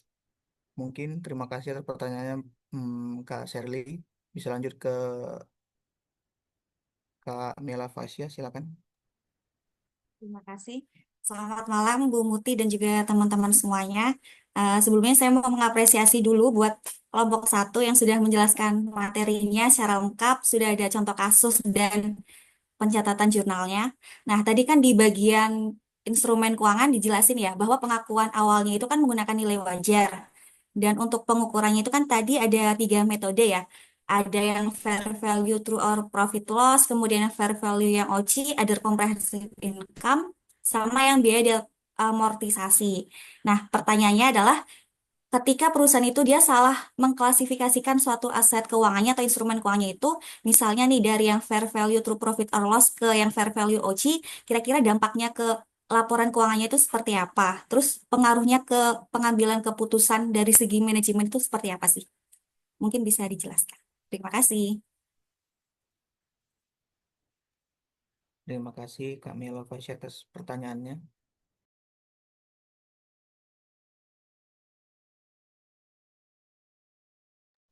Em, izin untuk tadi pertanyaan Mbak Mela itu terkait dampak pencatatan pada other comprehensive income terhadap keputusan manajemen itu. Ya, kurang lebih seperti apa? Kalau misal misal dia salah mencatatkan dia pencatatan aset keuangannya dia harusnya pakai fair value OC. Ternyata dia sama perusahaan dia dicatatnya pakai fair value through profit or loss. Nah, dia dampak ke laporan keuangannya seperti apa? Atau kapan kita bisa pakai metode yang fair value through profit or loss sama kapan kita pakai yang fair value OC dulu? Kalau praktiknya itu kalau misalkan dia menggunakan fair value itu dia bisa menggunakan allowance. Kalau misalkan pakai OC, dia bisa apa? Jadi sebelum transaksinya diselesaikan itu mereka sudah dari pihak manajemen itu sudah mengetahui kalau misalkan transaksinya itu diselesaikan ada potensi kerugian atau keuntungan yang dihasilkan. Itu makanya ada dimasukkan ke dalam OC. Tapi kalau dia langsung masukkan ke laba rugi, perusahaan sudah menganggap itu apa? Ini kalau transaksi yang dilakukan adanya segitu, bukannya apa? Yang ditampilkan segitu di laba ruginya di segitu nggak ada ingat sebelumnya itu dia apa? Nilai wajarnya itu sebelumnya itu ada perubahannya itu bagaimana? Jadi kalau misalkan dia pakai OC itu sebenarnya itu dia bisa menentukan kalau misalkan ini transaksi ini tetap dilanjutkan, ada potensi keuntungan dan kerugian yang dihasilkan ada di OC tersebut. Tapi kalau misalkan dia langsung akui ke laba rugi, dia nggak ada informasi apa sudah berapa kerugian atau keuntungan yang terjadi dari perubahan-perubahan apa perubahan nilai wajarnya. Kalau untuk pencatatan apa untuk keputusan manajemen ada di situ. Jadi kalau misalnya apa untuk menentukan bahwa transaksi itu mau dilakukan atau tidak, makanya OC itu biasanya dilaksanakan kalau misalkan transaksi itu memang apa ada kesempatan tidak perlu dilakukan, kesempatan apa nggak pasti dilakukan.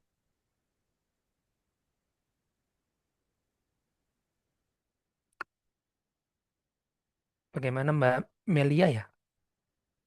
Siap, sudah jelas. Terima kasih atas penjelasannya.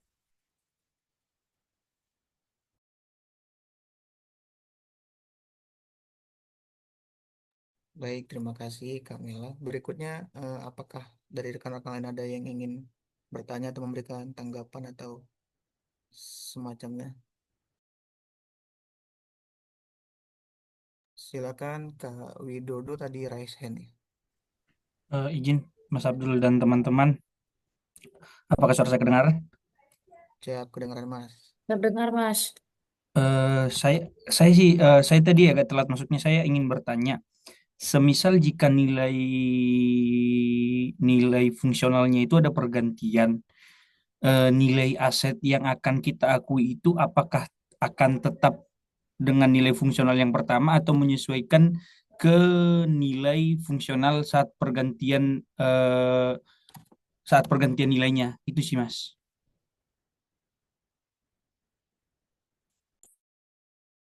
Baik, terima kasih pertanyaannya Mas Widodo.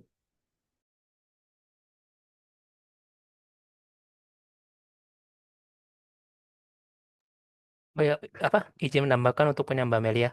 Apa? Jadi ketentuannya juga untuk other comprehensive income itu apa? Diatur dalam pajak juga bahwa semua pendapatan yang berhubungan dengan nilai wajar itu, pendapatan kerugian yang diakibatkan dari perubahan nilai wajar itu apa? Tidak bisa menjadi pengurang pajak. Makanya biasanya untuk bisa jadi other comprehensive income itu untuk mencegah para perusahaan yang apa? Berusaha mengurangi keuntungannya itu karena ada kerugian dari perubahan nilai wajar. Nah, itu apa? Untuk dari pihak manajemen itu apa? Ya mengganggu penerimaan pajak itu. Tadi untuk menambahkan punya Mbak Melia tadi. Oke, terima kasih.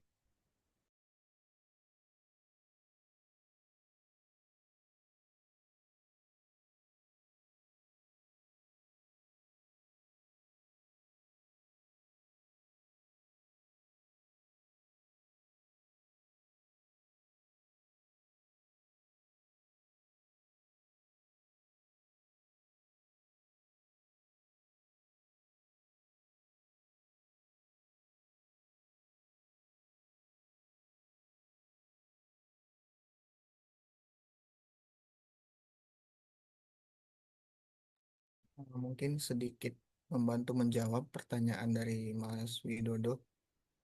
Sebelumnya ketika eh, kondisi di mana terdapat perubahan nilai fungsional mata uang asing ya, nah itu sebenarnya nggak semata-mata bisa langsung berubah gitu Mas. Karena sebenarnya yang terjadi di pasar bahkan detik ini pun itu sebenarnya sudah tercatat secara transaksinya gitu. Jadi perubahan-perubahan itu sebenarnya peluangnya kecil gitu ya. Nah, kalaupun misalnya terjadi perubahan seperti itu, nah maka perusahaan harus menyesuaikan nilainya dan eh, biasanya mengungkapkan di eh, kaki laporan keuangan gitu apabila terdapat perubahan nilai fungsional. Apakah menjawab Mas Widodo izin? Oke, Mas. Terima kasih. Cukup menjawab sih. Sekarang saya hanya ingin tahu apakah dia tetap diakui sesuai nilai perubahannya gitu sih, Mas. Thank you, Mas Abdul. Siap, Mas.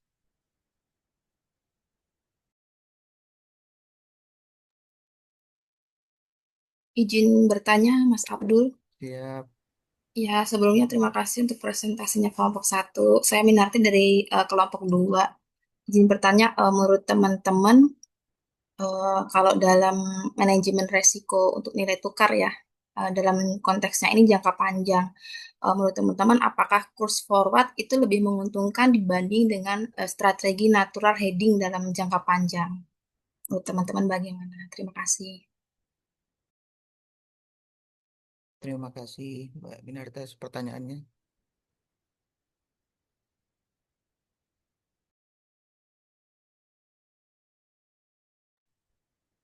Sebelum kami jawab, mohon izin Ibu Muti, mohon arahan pertanyaan sampai kira-kira berapa ya Bu izin?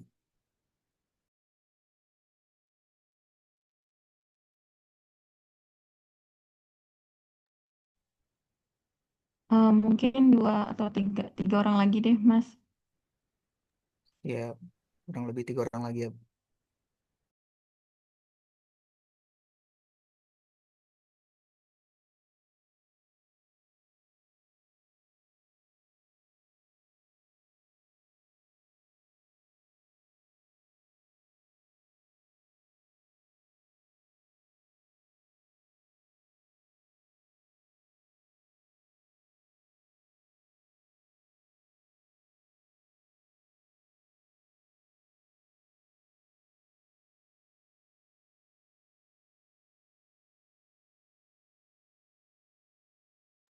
Oke, saya ulang ya, maaf teman-teman.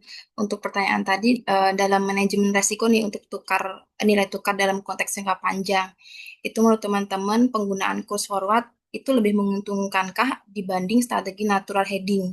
Ini dalam jangka panjang. Nah, menurut teman-teman itu seperti apa? Terima kasih. Ini forward, maksudnya kurs forward forward kontrak gitu. Betul. Kalau forward kontrak kan berarti kalau forward itu perjanjian antar dua belah pihak. Kalau misalkan perjanjian antar dua belah itu apa segala bentuk ketentuannya itu ditentukan oleh masing-masing pihak. Ya mungkin hubungannya kayak debitur dan rentier atau hubungan dengan jual beli pedagang dan pembeli. Ya kesempatan one prestasinya juga agak tinggi. Apalagi apa?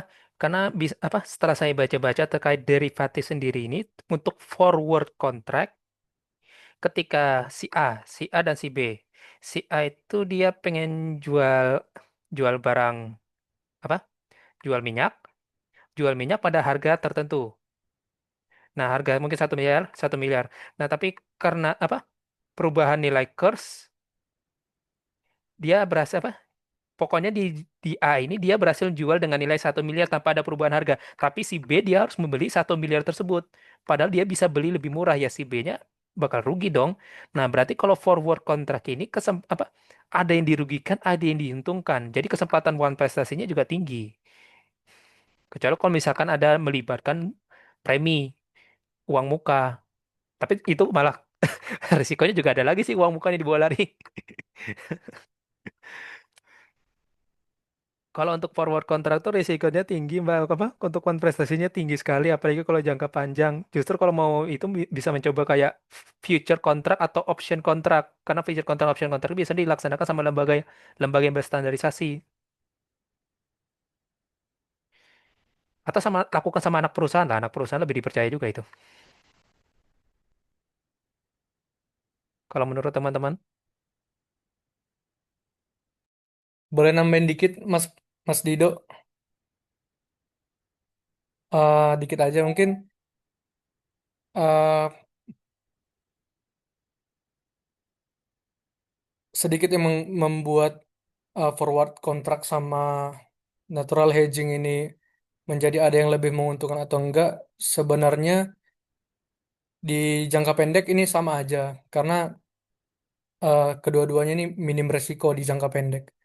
Tapi kalau di jangka panjang, eh, forward forward hedging ini lebih beresiko sama kayak yang bilang Mas Dido, apalagi ada niat dari perusahaan rekanan untuk one prestasi. Eh, Kondisinya itu lebih lebih mendukung untuk perusahaan eh, memilih diversifikasi atau melakukan transaksi derivatif gitu. Juga di forward hedging ini bukan hanya zero sum, tapi minus sum karena biasanya ini ada biaya transaksi kan atau margin berupa spread kurs, kan ada selisih kursnya itu menjadi biaya transaksi juga nanti. Eh, ya benar, satu lebih diuntungkan, satunya lebih dirugikan. Tapi kalau sama-sama eh, apa angka kursnya tetap, dua-duanya juga rugi sih di jangka panjang begitu. Sedikit menambahkan, makasih. Terima, terima Oh ya, kasih tapi Nur. mungkin ada tambahan juga terkait apa mungkin apa ini penjelasan terkait equilibrium pasar. Ini kan antara dua belah pihak. Tapi kalau misalkan ditambah jadi 3 pihak, 4 pihak, 5 pihak, si A dia forward counter dengan si B forward counter dengan si C forward counter dengan si D. Itu kalau misalkan forward counter itu ya terus menerus gitu berakar-akar seperti itu, ya otomatis nanti apa bentuk kalau misalkan tidak ada bentukan prestasi lah, itu untuk hedging untuk apa bisa mencapai equilibrium. Jadi maksudnya itu apa? Tidak ada yang diuntungkan, tidak ada yang dirugikan. Kalau misalkan seperti itu. Ya, untuk kasus dunia ekonomi memang seperti itu ya, Pak. Nggak, ini satunya ke forward ke sini, satunya ke forward situ, satunya ke forward sini. Itu saja.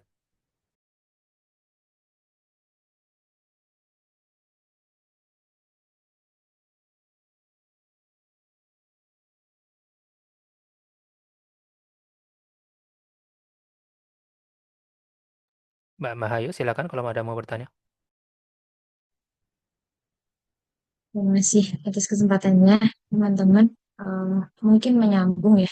Ini tadi proses hedging sama forward contract dan lain-lain itu kan kalau yang saya tangkap itu merupakan suatu manajemen risiko gitu ya. Risiko atas tadi yang dijelaskan itu kan ada tiga risiko ya. Risiko transaksi, translasi, dan juga risiko ekonomi gitu ya.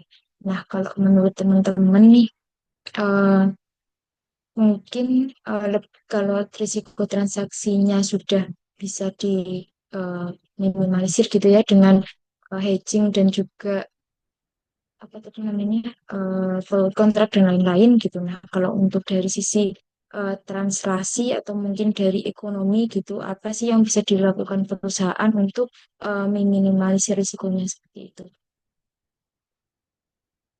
Terima kasih teman-teman.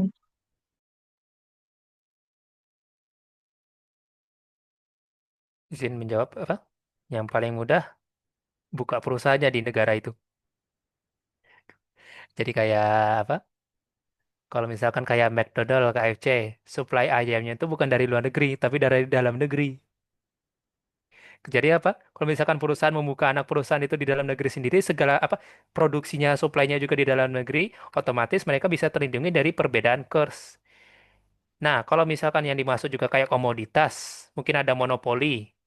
Nah, ini perusahaan juga bisa melakukan apa? Biasanya kalau perusahaan produksi, dia bisa menjerana ke apa? Produksi ini kalau misalkan perusahaan produksi mobil. Nah, dia bisa menjerana ke produksi logam untuk menyuplai mobilnya. Jadi dia bisa kalau misalkan mau nyoba mendapatkan logam, ada tambangnya sendiri, dia bisa jaga harganya di lingkungan perusahaannya sendiri. Mungkin Mbak pernah dengar apa?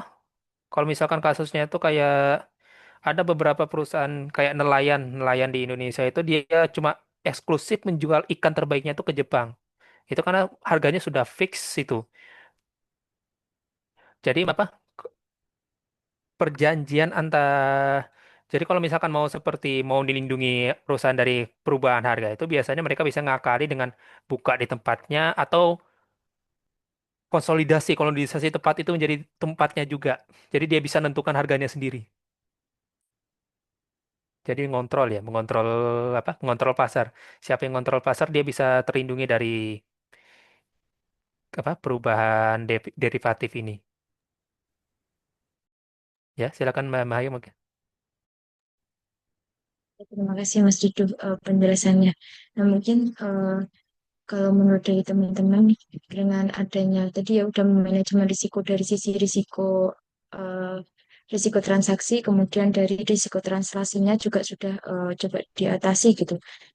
Berarti nanti jika semisal ada tetap ada ini ya, maksudnya gimana ya Mas nih? Ada misal dia juga tetap punya anak perusahaan gitu ya, tapi kan nanti dalam proses konsolidasinya itu atau mungkin mengekskludkan ini mengekskludkan si risiko translasinya eh, misal belum dikendalikan gitu ya. Nah, berarti nanti yang akan menurut teman-teman yang akan sangat berpengaruh pada pelaporan konsolidasinya itu dari risiko transaksi, translasi atau dari risiko ekonominya. Terima kasih. Saya izin backup Mas Munir ya. Soalnya lagi bermasalah sinyalnya.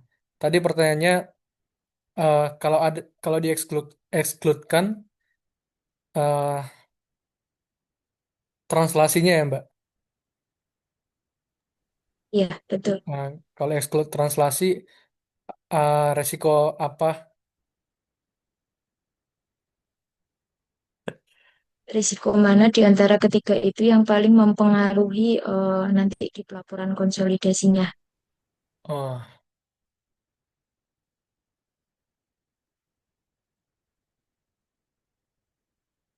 Kalau di exclude yang paling pasti itu risikonya risiko translasi. Karena apabila dia bertransaksi dengan dia nggak ada perusahaan perusahaan cabang ya Mbak maksudnya. Misal multinasional gitu ya. Terus tapi dia risiko dan transaksinya belum terkelola dengan baik, tapi risiko transaksinya udah baik gitu. Atau mungkin dari risiko ekonominya juga masih belum optimal gitu ya pengelolaan risikonya gitu. Nah, nanti yang akan menurut teman-teman yang sangat berpengaruh di pelaporannya itu eh, yang mana dulu gitu urutan prioritas risikonya yang paling sih.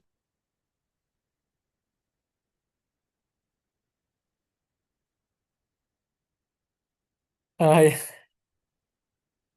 cukup tricky ya. Tapi prioritas pertamanya pastinya itu risiko translasi karena eh, dia belum mengontrol risiko translasi dia sendiri.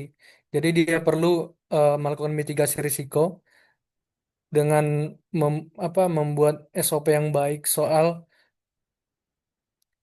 manajemen risiko atas risiko translasinya. Terus yang kedua itu pasti risiko transaksi.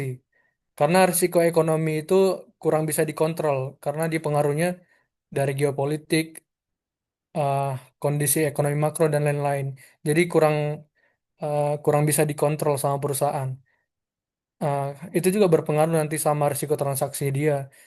Karena kalau risiko transaksinya nggak dikontrol juga sama perusahaan,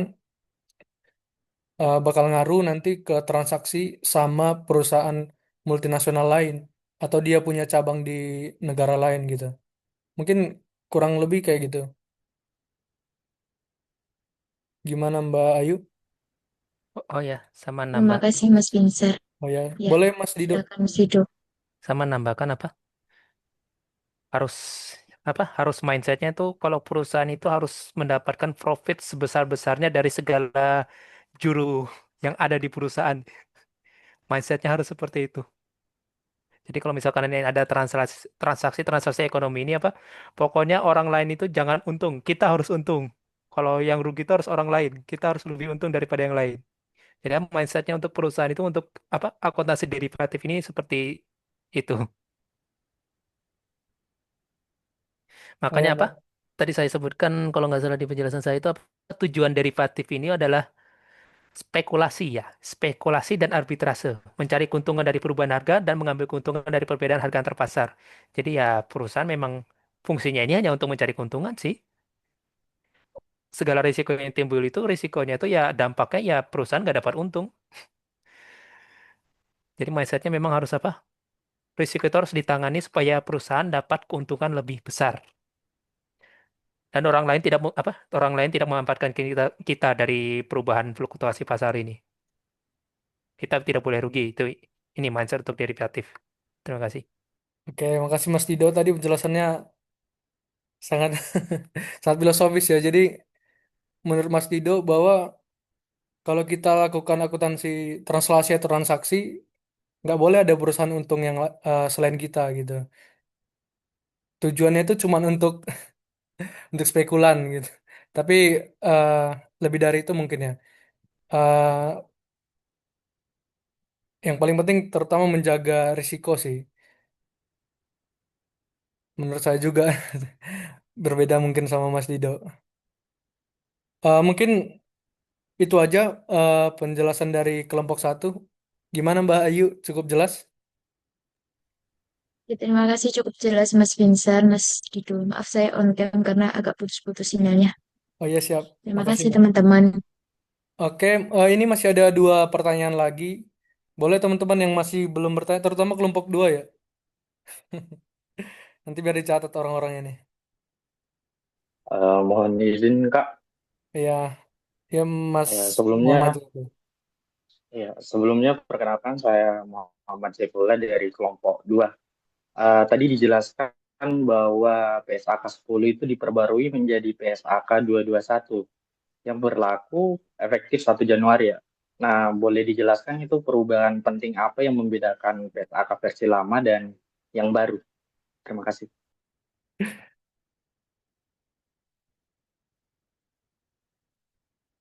Oh ya, makasih Mas Jaifullah. Pertanyaan Mas Jaiful tadi, per 1 Januari eh, PSAK 10 sudah direvisi menjadi PSAK 221 efektif 1 Januari ya, 1 Januari 2025. 2024. 2024. PSAK. Izin Mas, mungkin bahan paparan kita itu kurang update ya. 221.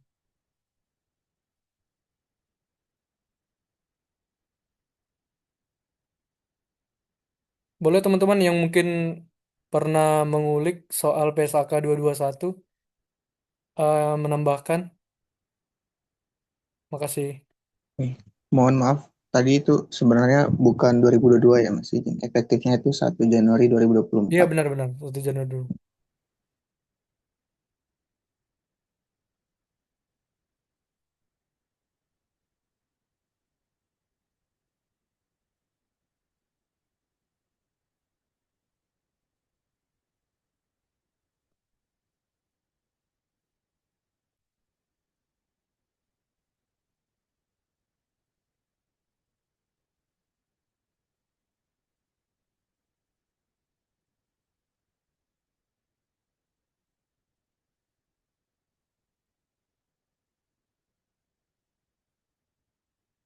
Izin teman-teman, ada yang boleh menambahkan?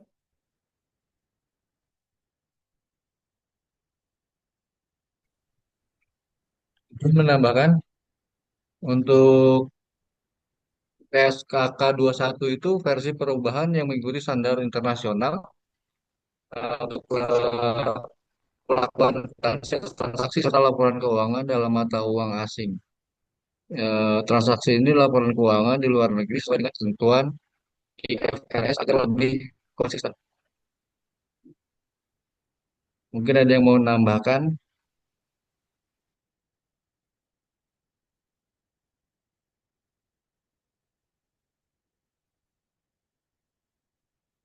Tadi penjelasan Mas Andriansa fokus di PSAK 221 itu adalah transaksi mata uang di luar negeri ya Mas. Perbedaannya. Dia lebih berfokus ke standar pencatatan luar negeri dibanding dengan PSAK 10. Gitu ya Mas? Iya, betul. Ya. Agar lebih konsisten itu ya diketuanya lebih oleh IFRS. Oh ya. Mas Zaiful, apakah ada tambahan pertanyaan lagi? Atau masih kurang jelas? Cukup, Kak. Terima kasih. Ayo, makasih Mas.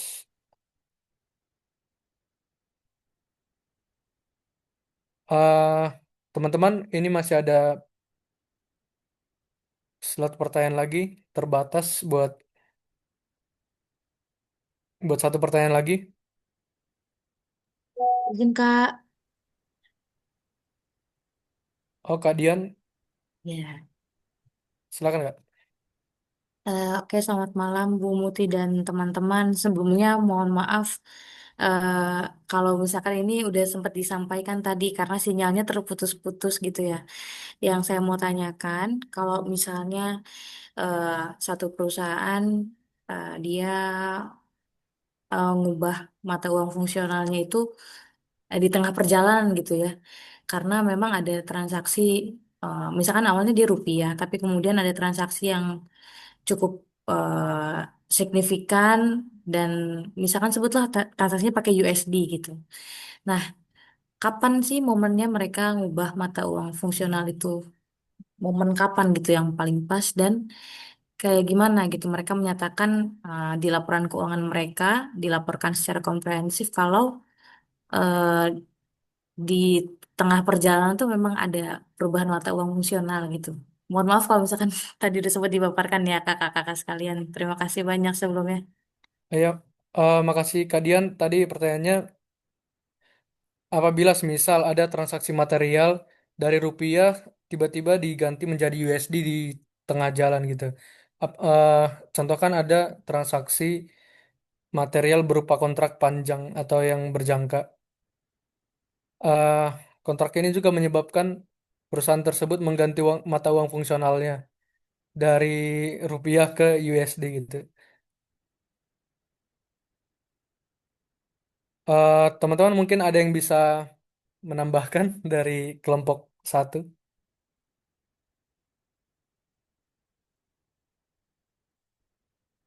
Eh, Waktunya eh, ini mirip sama pertanyaan pertama.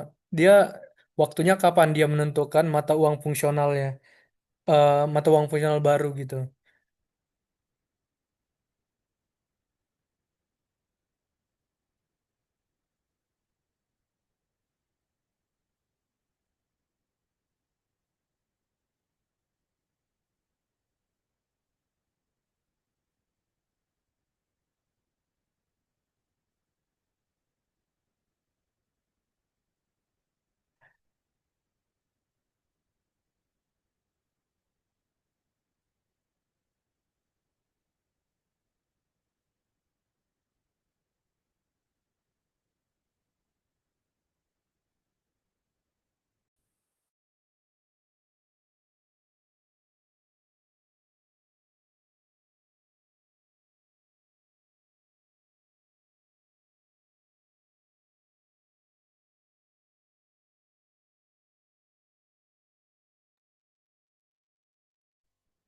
Teman-teman ada yang udah dapat jawabannya?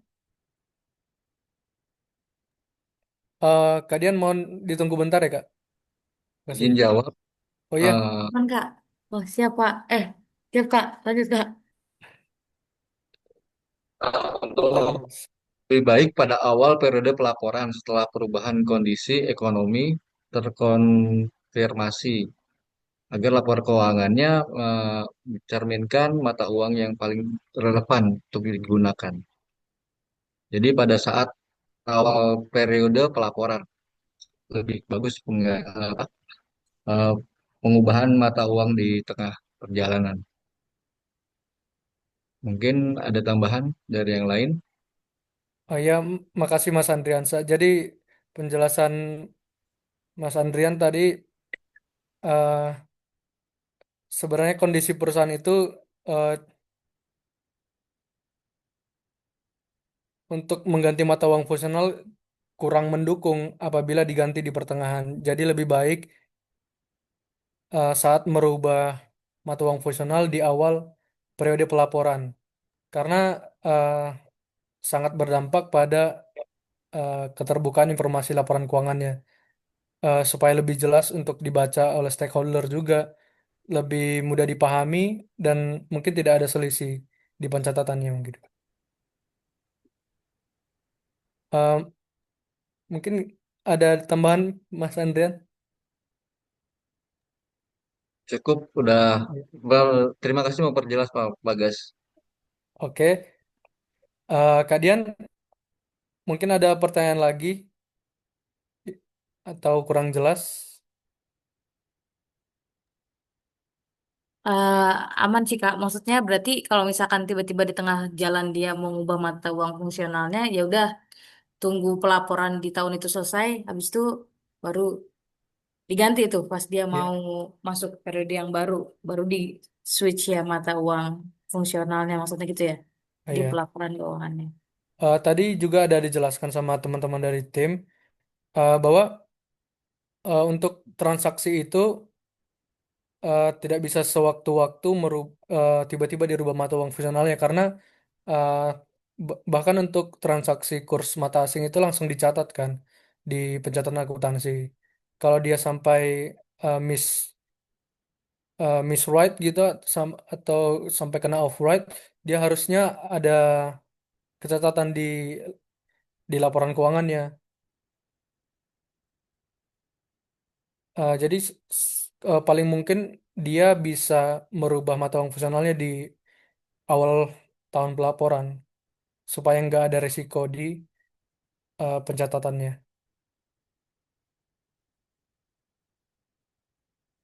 Begitu Kak. Oh, Makasih. makasih banyak ya kakak-kakak atas jawabannya. Eh, izin Bu Muti, eh, Apakah masih ada tambahan pertanyaan, slot tambahan pertanyaan, Bu? Saya rasa udah cukup ya teman-teman Ya. ya karena memang udah jam 9. Mungkin teman-teman ada yang dari daerah selain WIB gitu ya. Sudah mungkin sekarang jam 9 gitu ya. Oke, tepuk tangan dulu untuk kelompok pertama ya. Udah bagus ya, sangat bagus. Tadi pemaparannya juga sudah sangat lengkap dengan contoh-contohnya. Terus tadi ketika apa namanya sesi tanya jawab juga sangat interaktif.